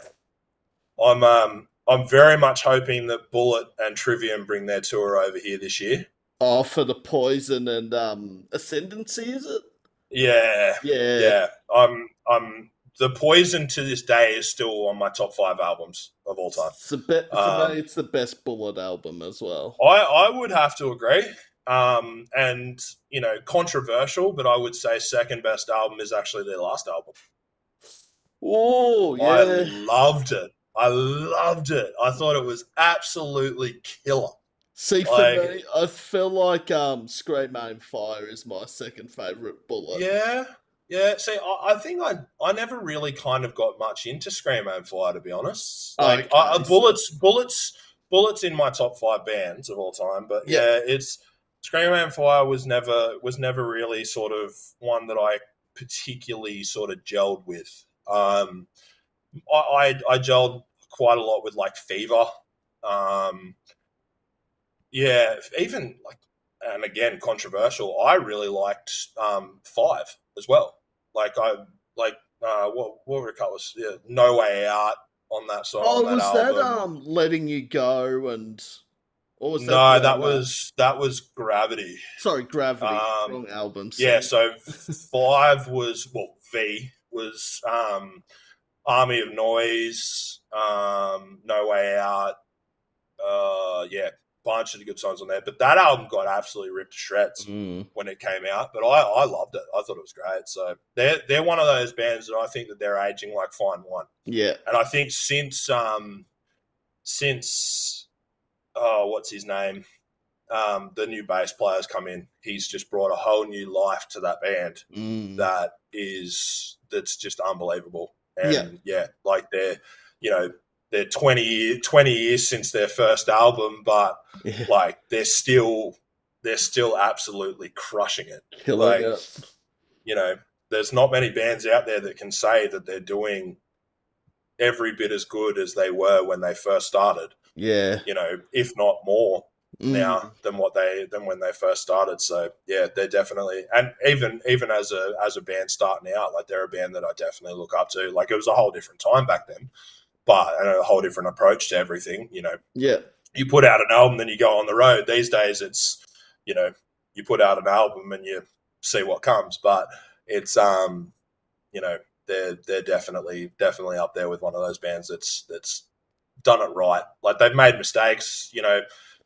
We can always go back to Temper, which was shockingly bad, but but yeah, like it's they're the epitome of have done so many different things and just found that right thing that works. And I've seen photos of they're in the studio at the moment, in between doing all of these shows, but they're in the studio at the moment where they actually have 7 strings. Oh, far out. So I'm like, I'm excited to see what that looks like. But it's everybody's low tuning. We've our first, so all of our songs so far have been either drop F or drop B. Yeah. But our next 2 that we have are drop D, double drop D sharp. So we've gone down just that little bit lower. Where the running joke in our band is that Damon listened to Error once, and now all of a sudden he's writing this, which is great. We're excited to see it to show people. Oh well, it's part of the interview that I don't like, Connor. I know, right? I could sit here chatting for another hour. I could sit here chatting for another hour. But look, it's been awesome to chat with you, man. And look, please have us back. I'd love to. I'd love to have Revenant back on. That's it's like hopefully next time we'll have more than just me. I am going to warn people, this will be going for about 2.5 hours, but I'm sorry. Everyone's going to say edit it. No fucking way. Pardon my language. No way. No way. It's all been interesting. All the stuff you're talking about, advice and, how to get in the industry and all that. So, no, I'm not editing this. Some people will say edit it. It's too long. But... no, sorry, but I would just, don't edit it. I just put highlight parts in it. Yeah. You know, like you can do on YouTube. It's like, oh, you know, he spoke a little bit about this here and this here. It's like, yeah, that's I'll probably like when it's uploaded and stuff, I'll probably take a little bit of it, like little bits and drabs and stuff here to put up on our socials as well to help build you guys as well. So it's yeah, that's something that I very much enjoy doing. That I've done up to this point. So because you know we're still at the point of running our own social media. Yes. So you know when I finish my 9 to 5, I spend 2.5 to 3 hours making content. Content. Nah, but look, it's been awesome chatting with you, mate. I really appreciate you having us on, and yeah, look, I've loved every minute of it, Connor. Like every interview I've done, I've walked away saying it's just felt like a casual chat. I don't feel like I've been intimidated by the band or artist or unwelcome. Everyone's just been just like Connor, just really chilled and love it. Yeah, love it. No, I appreciate it, man. And yeah, look, if I can leave on one thing, yeah, thank you to all the people for listening in, and continue to support Sam. He's doing amazing work. You know, looking out for the little guys and stuff around here, and putting our name out there. And honestly, keep up the good work, man. And yeah, we'll definitely catch up again in future, not too far away. Yeah, I'd have Revenant on, Connor, Damon, anyone again.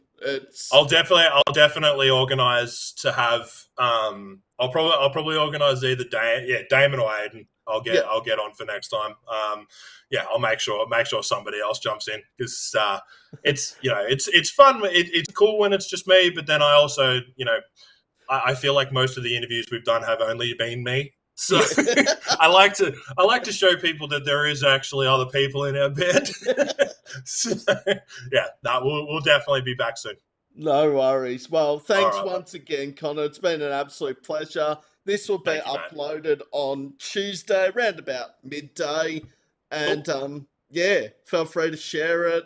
I'll post that playlist of songs with Revenant and other local bands a few hours after the episode goes up. And awesome. Yep. If you need anything else from us, let us know. Happy to help out in any way that we can. And dude, we'll chat again very soon.